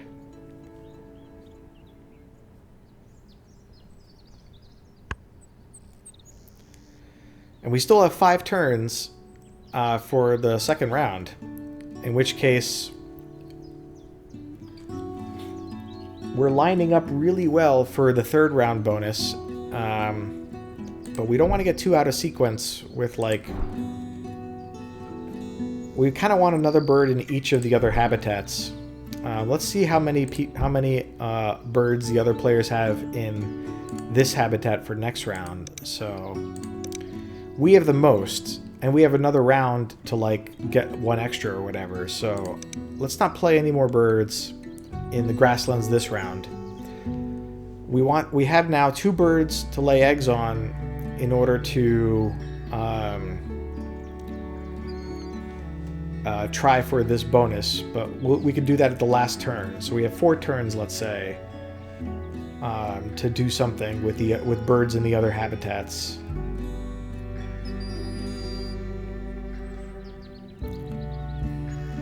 You know, which means that... Do we have any extra eggs hanging out? Because I would like to trade an egg for a card.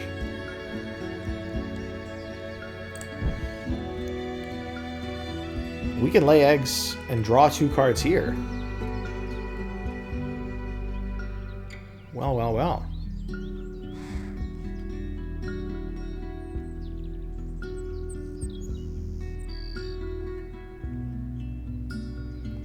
So if we lay 3 eggs, we discard 2 of them, 1 to draw 2 cards, and 1 to get food. So if we're going to draw 2 cards, what do we want to draw? I don't like any of these for us. The Common Raven, OP as it might be. We'd have to get a bunch of food for it. And I'd rather do something in the forest first to make my food generation happen more quickly before I try and go for a bird that has higher food cost. And the Stellar's Jay, which does go in the forest, has a pretty high food cost, so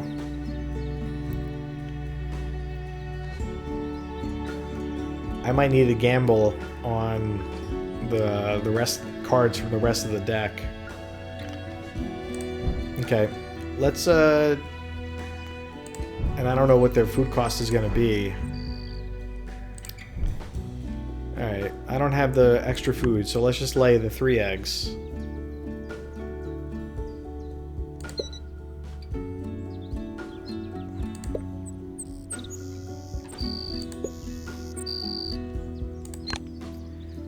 And then let's discard an egg and draw 2 cards. And let's gamble. You know, Not really the type of thing we wanted, but okay, we can make it work. Of course, we could always, you know, tuck it or trade it. Gamble again. Alright, well, it at least can be played. And we could move it to the prairie, or the grasslands, next round. But we'd have to get this food. That's a lot of food to get. Three foodstuffs, so that's 2 turns. Okay. Oh, right, but we get one of those things here, so... Alright, let's discard an egg.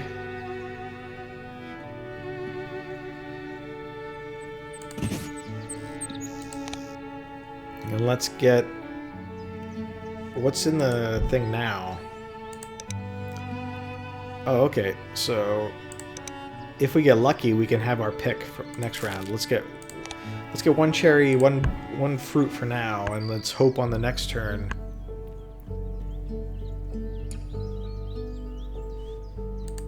That the state of the bird... Oh, it changed. Oh, but we got lucky again. We can re-roll. Huge. Okay, so we need to get really lucky on this roll, though. That's the challenge here.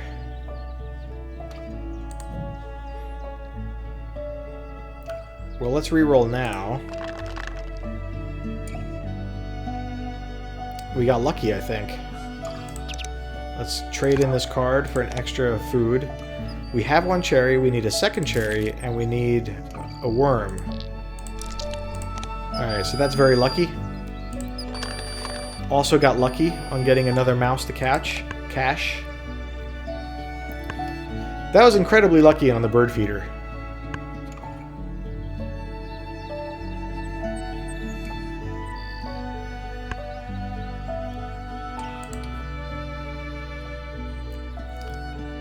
Yeah, so what that allows us to do... now the thing is, something to remember about this, this ability is you have to use it. You can't skip it. So if I activate this card to get food, this habitat to get food, I have to move this bird into another habitat. So there's an order of operations that I want to consider, actually. I have 1 turn where I want to play eggs. That I know. Just for the round bonus, and you know, I'm going to need eggs anyway. So I have 2 turns in which I think I need to get new cards and then food for the whatever cards that I get that I want to play. So what I might want to do is play this bird here, get cards, that's 2 turns, and then I would move it.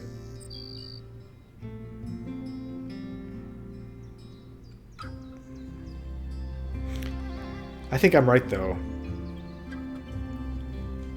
Play this bird here, get 2 cards, then it'll move to the forest, get food for the birds that whose cards I get, and then it'll move in the next round to the grasslands where I want it to end up.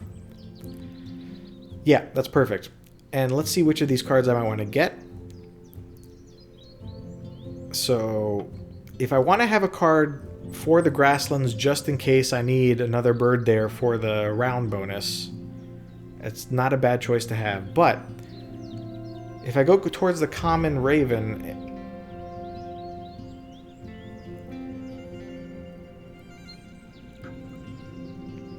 oh, but I get a free egg when I get cards too.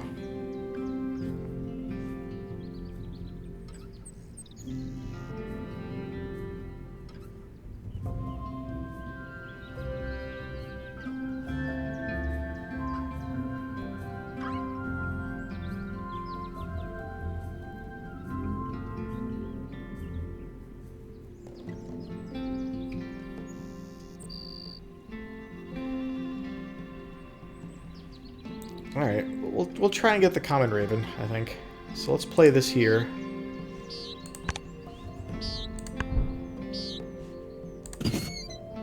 Yellow-breasted chat. Because these birds like dense thickets, they are more often heard than seen.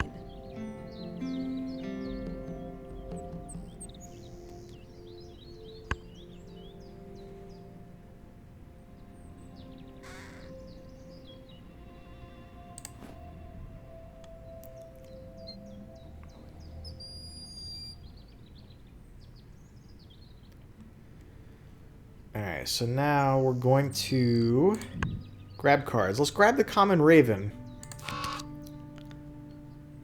And then let's maybe gamble?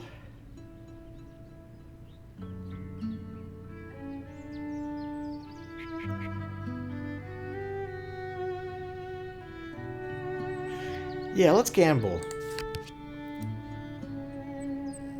Yeah, that's pretty good. Yeah, we could use that. We might actually do that over the common raven. Though I would like something that I could do in the forest too. Alright. We'll see.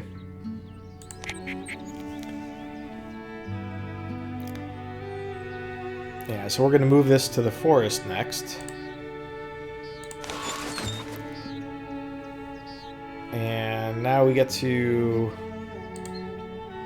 tuck a card to lay an egg, which I think I want to do. Because I need the egg for something? I probably need it for something.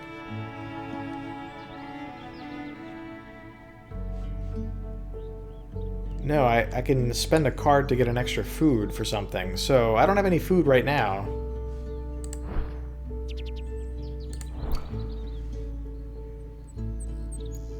So I need 2 or 3 to play something. If I do the common raven, I need 2 of anything plus a wheat, which I could conceivably get if I get lucky. And then I use a card to get a 3rd thing. But then I need an egg. I don't have any eggs, so I'm still gonna have to lay eggs. That's fine. I'll lay eggs, and then I discard an egg to draw 2 cards. And I discard an egg to gain 1 of the foodstuffs I need. So I don't need to trade this card here. So for the bird, the chat that like moves when it's on the right, I only kind of need to do it a couple times to get its value. Once it lands in the grasslands, I don't mind putting another bird next to it. And like, you know, then its ability, because at that point its ability to move isn't terribly important to me. Like, it is nice like to move the bird and then like constantly activate the thing it's moving to in a sequence, so you get an extra level to the right for each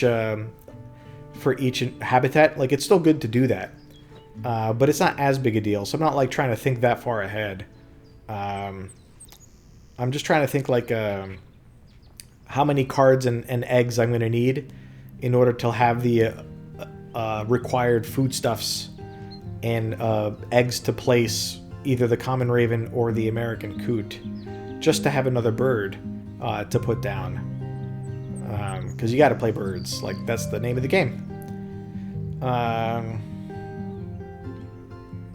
Okay, so I got lost. So I'm going to, after I generate food, I'm going to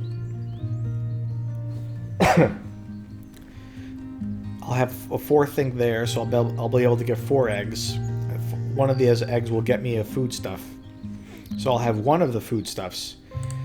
So then the 2nd or 3rd of the foodstuffs I can get by trading in a card, perhaps?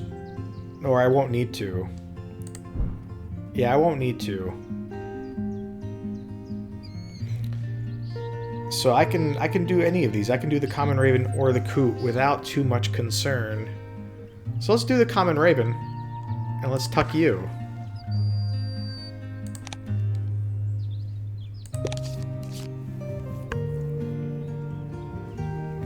So the other advantage of the chat's ability to switch to the habitat is you can lay it down at a cost of 1 egg in one habitat, and then when it moves to another habitat and goes to the rightmost spot, it can take over a spot that would have required a second egg to lay it down. So you kind of get a free egg out of it.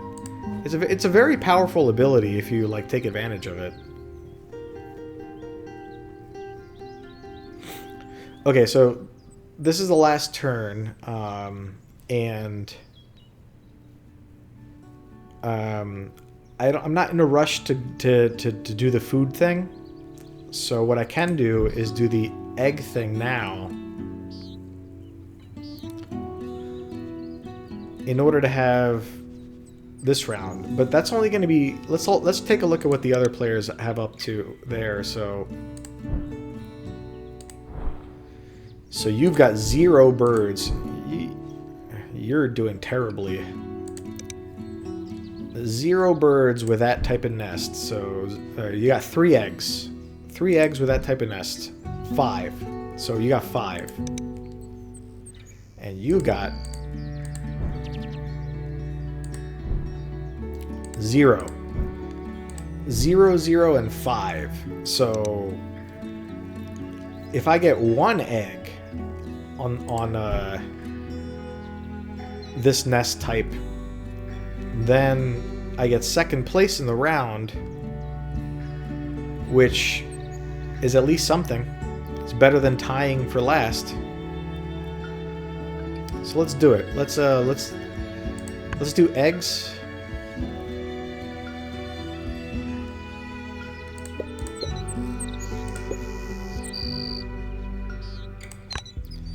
And let's actually discard an egg in order to get the mouse, because that might be harder. Wait, what? Wait, hold on a sec. Why? Oh yeah, draw 2 cards. Huh.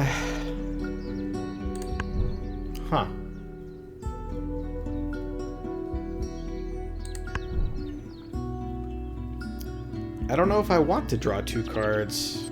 Yeah, I think I do. I don't need the egg. I just need 1 egg in order for this round to work out. And the 2 cards will be useful in the last 2 rounds. Let's do it. Let's discard an egg. And pick 2 cards. And let's pick something for... The Ready Duck could be useful. It's a platform nest. And it goes in the wetlands. Even though the bird value is low, these other factors about it are useful. So let's do the Ready Duck. And Song Sparrow also has no value, but it's easy to place. Could be something... It does the whole right thing. If you have 2 birds going with that ability, you can go nuts.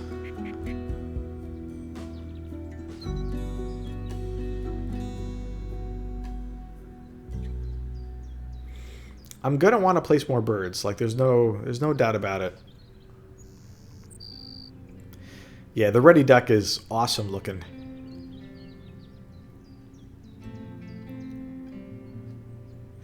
Let's do the Song Sparrow. I have this this idea that maybe I'll be like moving like the rightmost birds around, and like I don't know, that could be fun. Sure.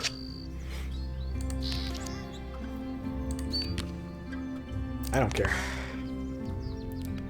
And let's discard an egg for the mouse.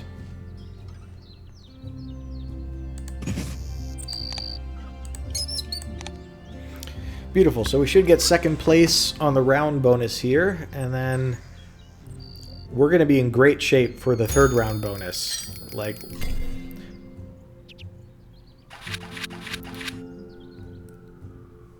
wait, what happened there? Did they end up placing eggs in?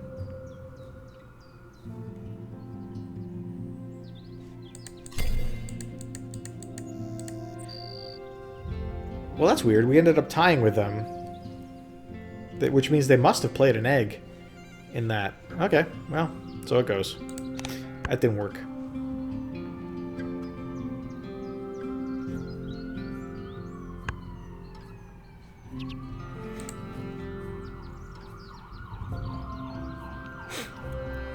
But that's all Daisy. Because we can now get the food we need for our common raven. I forget where we wanted to put the common raven. Probably here. No, I could be convinced otherwise, actually.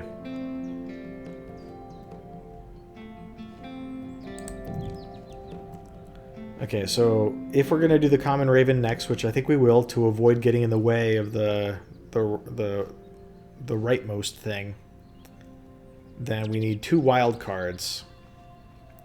In which case, it doesn't matter what we do, but we've got our roll dice ability, and there's no way to do it with anything less than 2.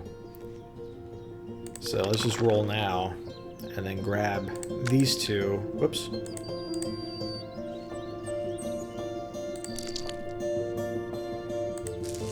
I didn't want... yeah. Leave the ones that are the most flexible and can be re-rolled, I guess. Yeah, sure, whatever. Okay, so now we gotta move you. We'll move you into the grasslands. And then we might play our sparrow into the prairie, get food, and move it again, so that we have 5 birds in the grasslands without having to spend any eggs, or just, you know, 1 egg. Yeah, crushing it. Okay, no mouse this time. That's fine.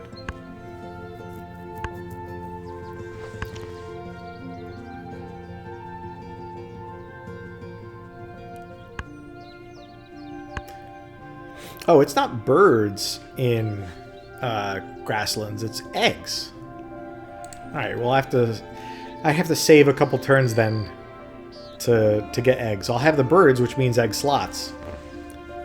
But I need actual eggs. Okay, so now we have enough to place the common raven. Huh.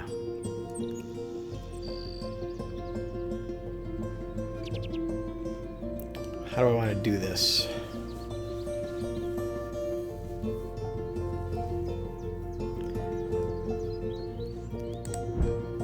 So let's... the way it is now, I don't actually really need to place another bird here. I can more worry about rotating the ones I have.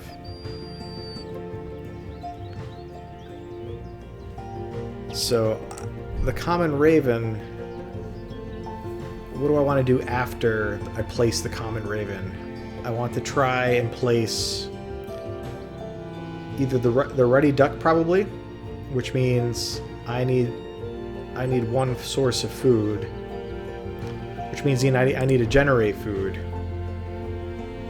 So if we place the common raven here, and then we generate food, then we can place the ruddy duck.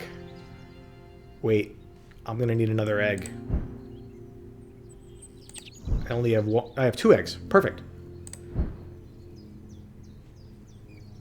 So we can place those 2, and then we can worry about the song sparrow.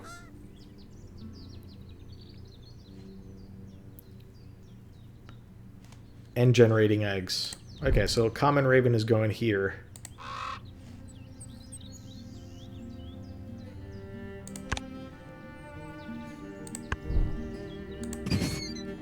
Common raven. Ravens are omnivores whose diet includes insects, rodents, eggs, birds, and carrion.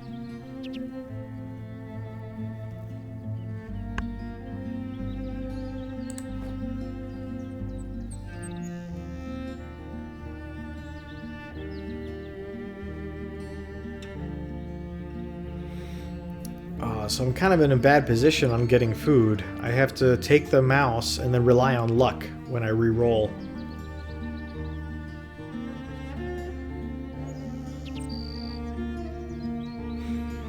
Unless I use this ability of the raven. But I need eggs anyway. Huh.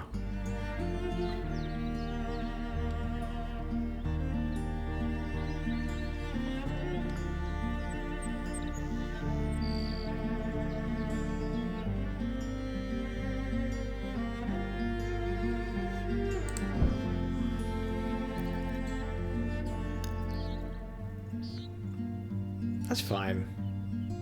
Let's see how many eggs people have. 4, 5. They're doing well. 6. So I gotta end up with like roughly 6 to 7 eggs. 1, 2, 3, 4, 5, 6, 7. So if I fill up three birds with eggs, that means I need 2 turns of egg laying. Okay. But then he's gonna leave after 1.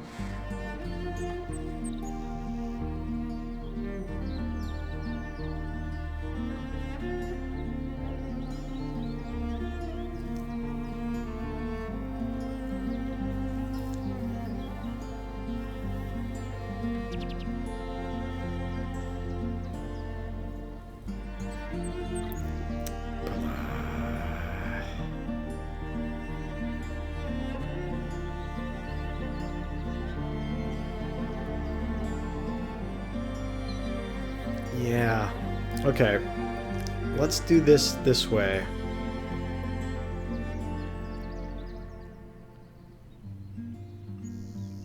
Lay eggs, move the bird, get food, move the bird back, play the song sparrow.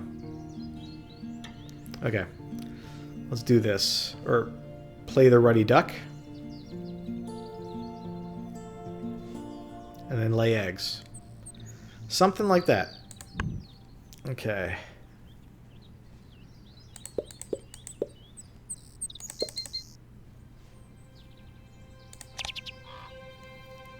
So you're going to move back to the forest so that I can then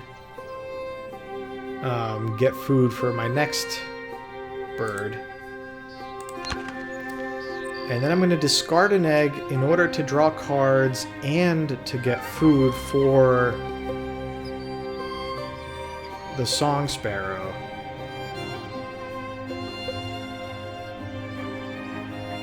Because I can place the song sparrow and then get food, and then the song sparrow moves back. Yeah, okay. Or the song sparrow moves, and the other one I can then move again. Yeah, okay, good. This is gonna work out.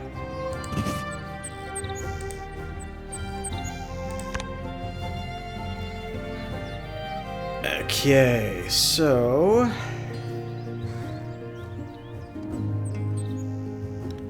I don't want to do the discard. Oh, that's a nice ability, though. Discard 1 wheat to tuck 2 cards from the deck.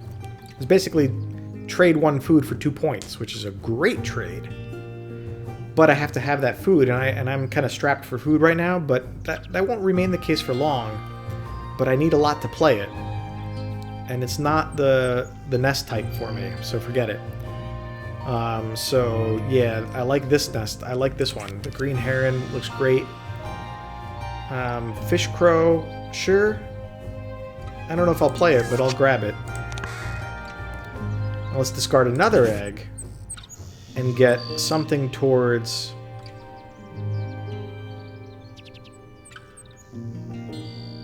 song sparrow.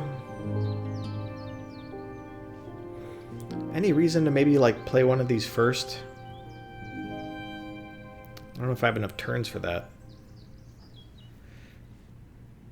I could do the green heron.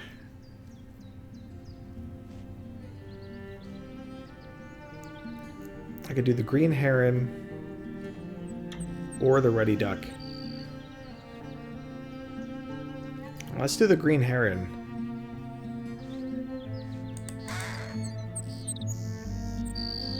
Green heron, and then will I have food for this?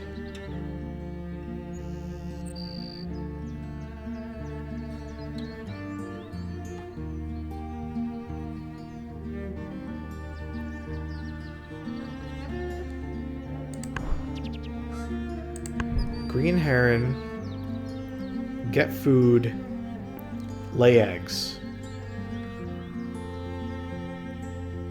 No, that's not gonna work. I need another turn of laying eggs.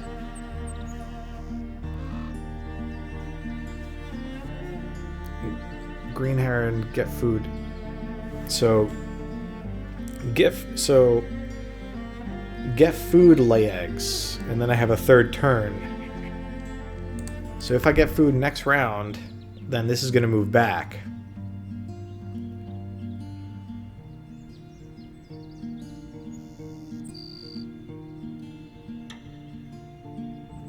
That's okay. It can move back.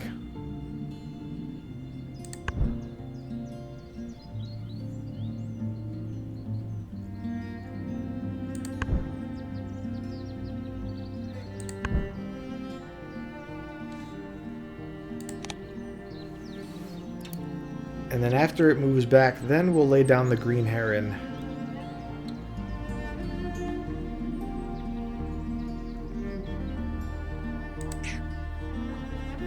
No, I'm not trying to play it. Oh, right. I need to pick the food. Alright, let's pick a worm in case we change our mind. Fish crow has a nice... requires 2 foods, though.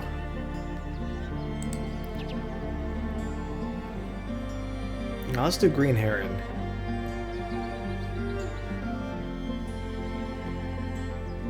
Discard eggs to gain food. It'll be placed in the wetlands. So that way we can get food and bird cards.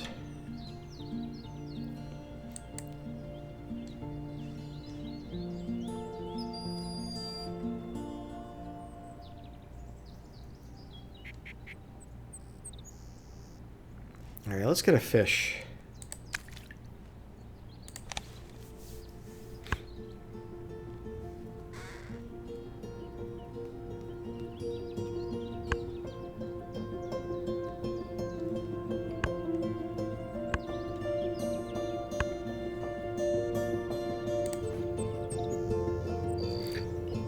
Oh, now I have 3 turns. Oh, I thought the last one was my third to last turn. Okay, so you still got 4. You got 4. You got 7? 8. Okay, so somewhere, if I get 7-ish, that's great. In order to get 7, I need 2 turns of laying eggs here. So I'm going to need to do something and then lay eggs. 1, 2, 3, 4, 5, 6. Let's just get food. That was the plan.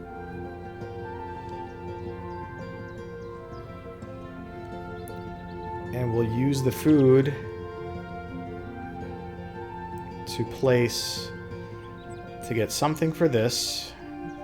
Maybe a worm and stuff. Okay. Wild card and fish. Trade a card for it.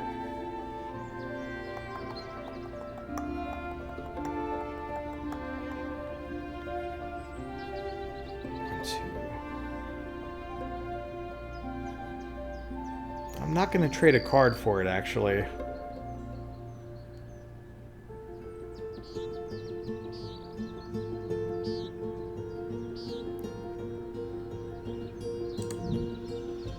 Okay, let's take this one as our wild card for the fish crow.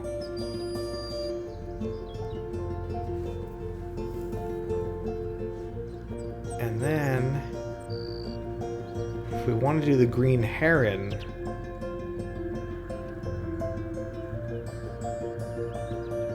we need a re-roll, which means we lose our advantage for the mice. But if we do the song sparrow, then we can just take a cherry.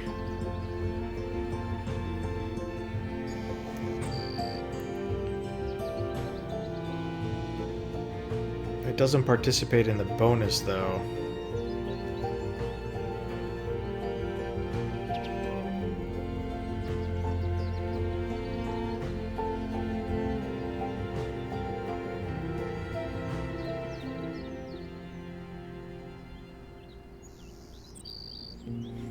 Okay, let's instead roll.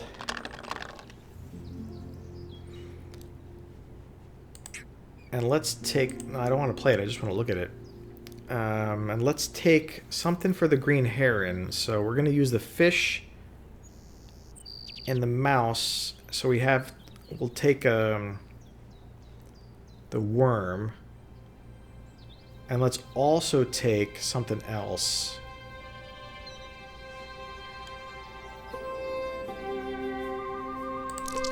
So let's actually spend a card here.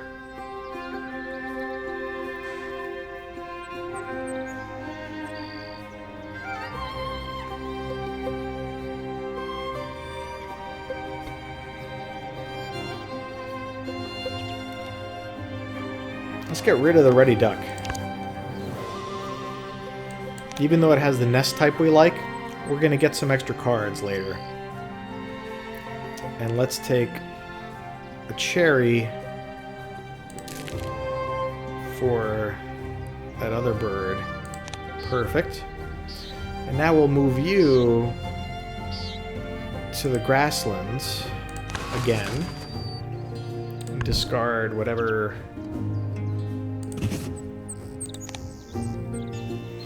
Gain 2 from the supply.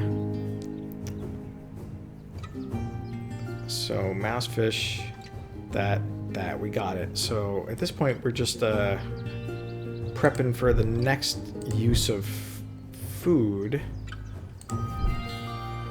which will be unclear. So, let's just grab a wheat.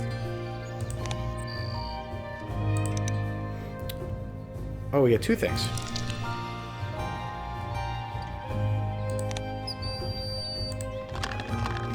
Alright, no mice that time.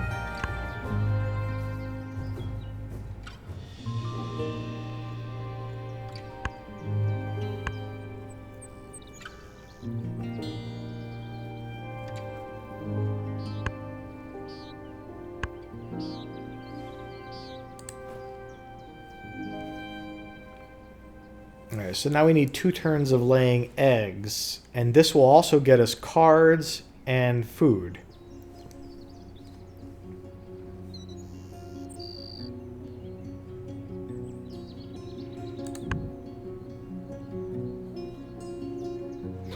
But we don't want to lay any eggs on this one because it's going to move.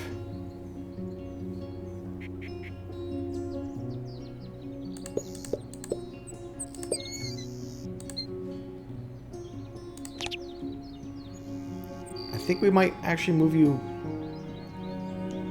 Who are we going to play first? The fish crow?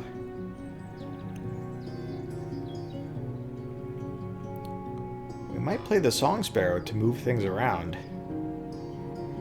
No, the green heron first. Alright, green heron, fish crow.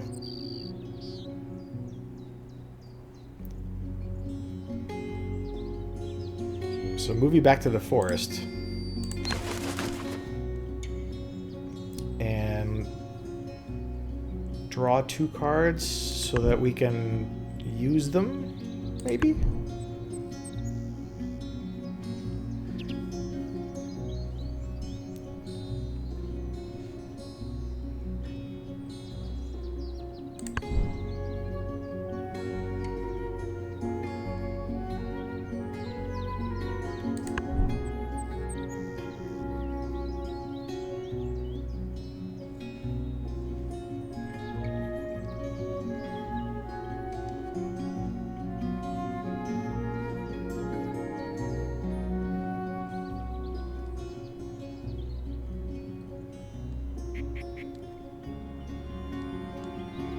Okay, we're gonna do another round of generating eggs, so we can discard 1 for 2 cards now.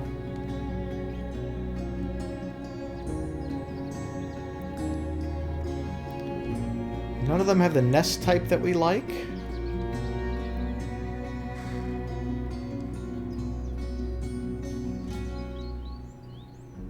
Let's take you and a surprise one. Okay, you're the nest type we like, but you're expensive.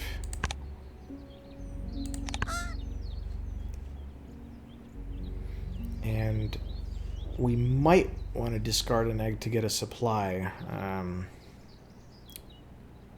What do you cost? Mouse, worm, wild card.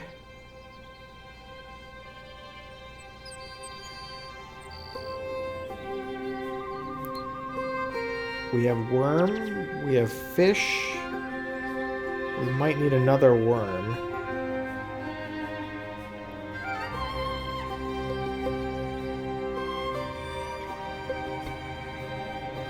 But we will get it. We could get another fish. I think we're going to discard the pelican card at some point. I'm not going to discard an egg. 1, 2, 3, 4.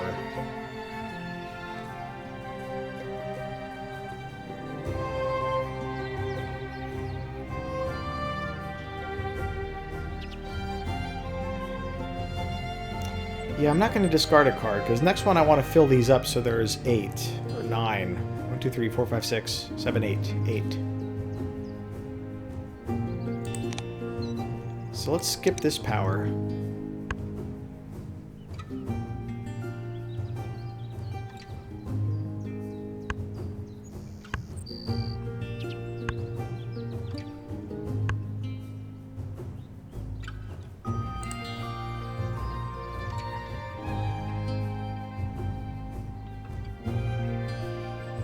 Let's play 4 eggs by discarding... The mouse is going to be our wild card, so we don't want to discard that. It's probably the wheat that we can afford to discard.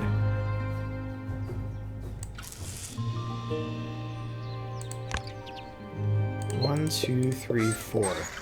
Okay. And now we're not going to discard for cards, and we're not going to discard for food.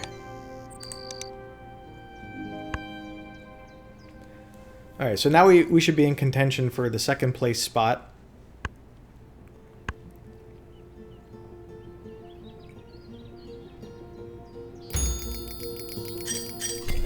Alright, we tied for first. So tying for first is a great result because you take, you know, without those turns to lay the eggs there, they would have gotten all 8 points. Or all 6 points? Yeah, all 6 points. And I would have gotten 3. And so now, instead of them getting 6, they get 4. And I get 4, too. So I took 2 points away from them. Which is pretty good.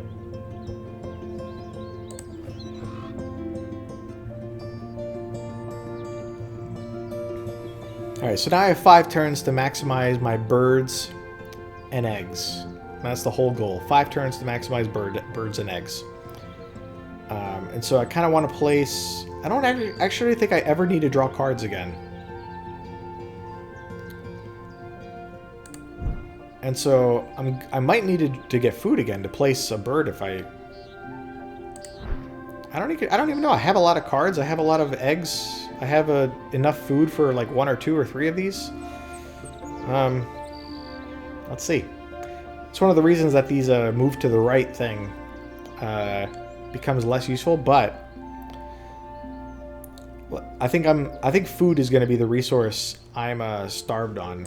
But I can always lay eggs. That only gets me 1 food. I can discard an egg for 2 food here, but that means I have to do food. Okay. So I'm gonna lay eggs anyway. So let's plan it so that my move to the right birds land on the grassland. So I can get food now and move them over. Or I can lay a bird here at the cost of 2 eggs though. Get food twice? That seems silly. Let's just get food once. So you need 2 fish. I only have 1 fish. So I want a fish. And I want another fish so that I can activate it to tuck it. So maybe 2 fish. No, you know what? I'm not going to place you. The Roadrunner I'd like to place, but requires 2 eggs. It might be worth it though, because it's 7 points for the bird and is part of my bonus. And I need 3 more to get 6+. Okay. Okay, so I'm going to place you. So mouse, that's 3.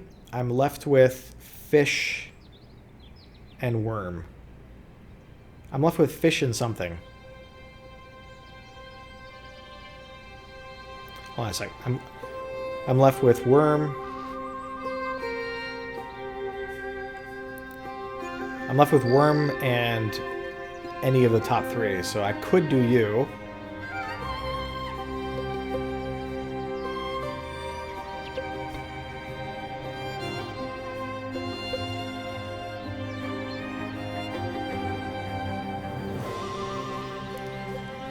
Alright, so that's 3 birds that I can play.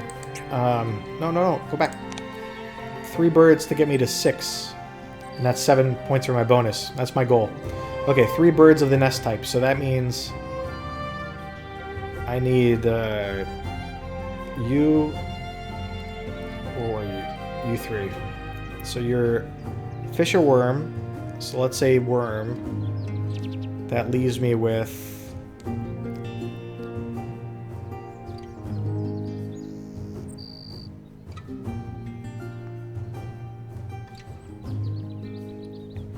wild card and a fish. So let's say cherry is the wild card for you. That leaves me with 2 worms and a mouse. I'm gonna need food at some point. Let's get it now. Let's get it now and move this bird. And I want to place you in the wetlands. You in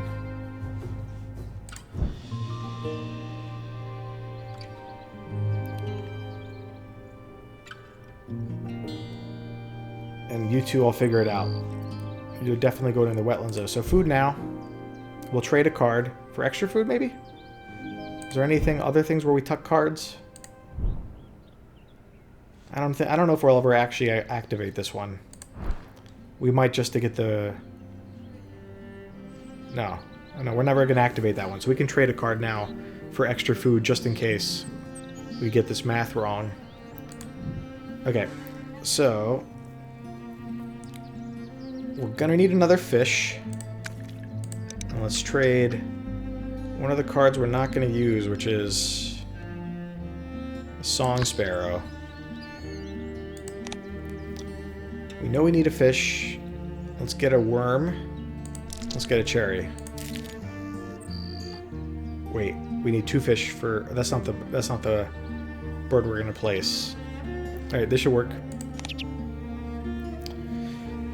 And we're going to move you to the grasslands.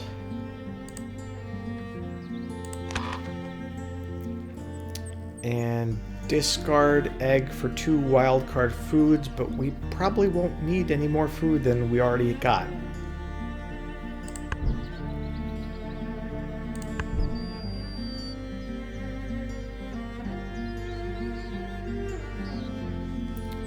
Yeah, we won't. So let's not discard the egg. Let's skip that ability. Ah, no mice this time. Alright. It's okay.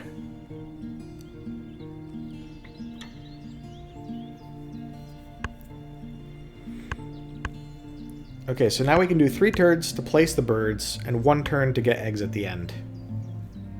Hey, we got free food.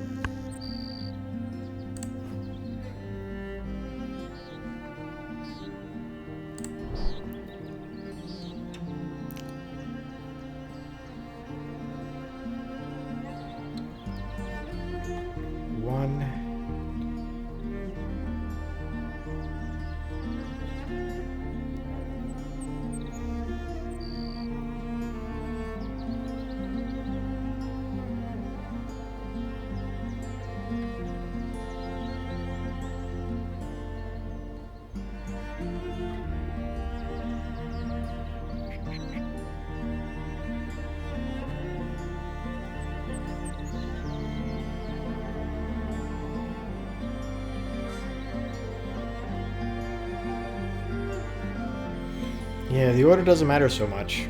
I think I'm just going to do 3 birds and then egg. So let's just do the most important ones first so that we don't mess up.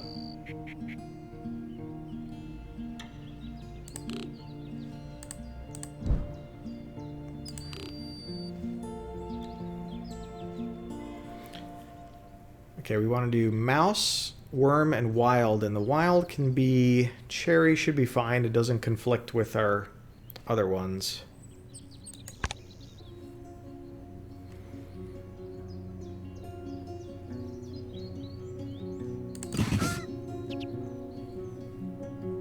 Greater Roadrunner. Roadrunners rarely fly, but will jump up to snatch prey out of the air.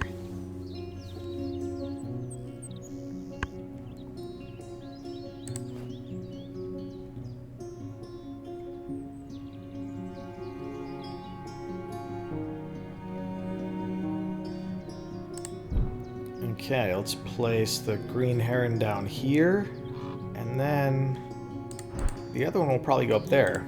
Not that it really matters at this point.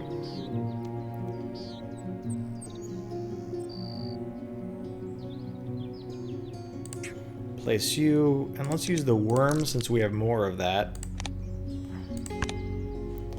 And an egg. Green heron. Green herons drop insects and other objects onto the water to attract fish. Good for the herons. Okay. Now, it doesn't matter which environment we put the fish crow into, because we can only activate the egg one at the end. So, sure. Well, if you're a fish crow, maybe you should go with the fish.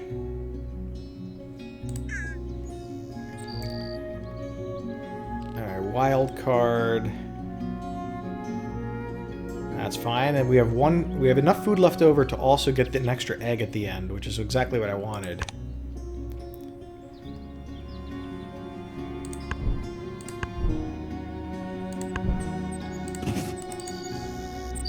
Fish crow. These birds may eat more fish than other crows, but they're actually omnivores.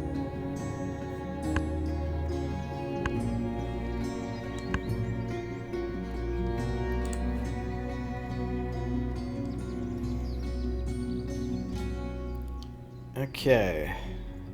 Placed.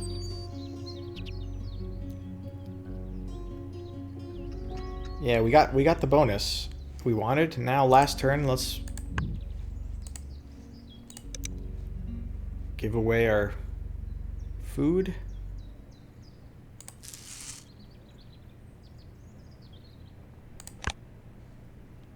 And lay a bunch of eggs.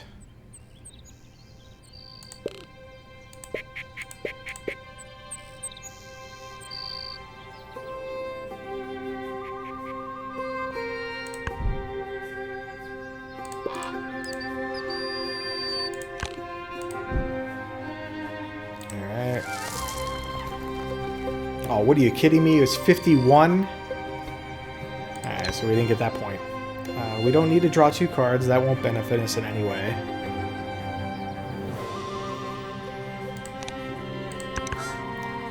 And we don't need to get food. That won't benefit us in any way.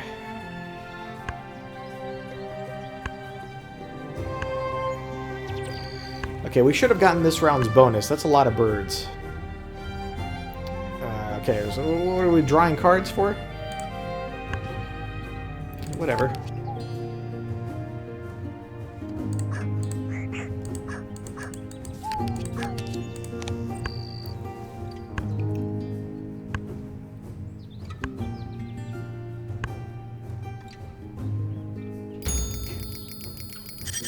Yep. Crushed it. So that's a good round bonus to have for the total birds, because having a lot of birds placed is also how you get a lot of bird points at the end. And so having it be the last round bonus is like the perfect round for that bonus. So I got the 7 points for that round bonus, and then placing all those birds right at the end is going to also factor into my bird points. So I should have done better on bird points this game than most of my other games, like by a good margin too. And I got the bonus. And I did decent on the rounds. And I did decent on the eggs. Not great on the eggs, but at least something. Yeah.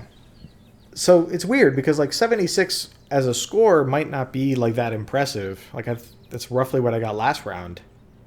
But I felt the whole way through that I was doing better in terms of like the strategy and executing on the strategy towards all these, towards my bonus, which involved, you know, playing birds and then everything else each round. And so I felt like I was confident that I was going to do well. I don't think the AI did great. So maybe if like the players were more competitive, I wouldn't have won. But I still played pretty well this round. And so like last time I didn't feel like I was going to win, and I didn't. This time I felt like I was going to win, and I did. So that's nice. Good stuff. I don't feel like the need to preserve the archive, though. Okay, whatever. All right, so I bet you my my boom mic is going to arrive quite soon. So what I'm going to do is like take a break, charge my devices for streaming. When the boom mic gets here, set it up, have dinner, which I already cooked my meals earlier in the day, so it's all ready. And then so like in a couple hours, I'll probably do a stream of Hollow Knight. Unless something else, like unless I decide that I want to like watch a movie or something else tonight, or like one of my friends reaches out with a plan. But it's likely that I'll play Hollow Knight later, so see you then maybe, or in some other future fun game. So take care everyone, and bye.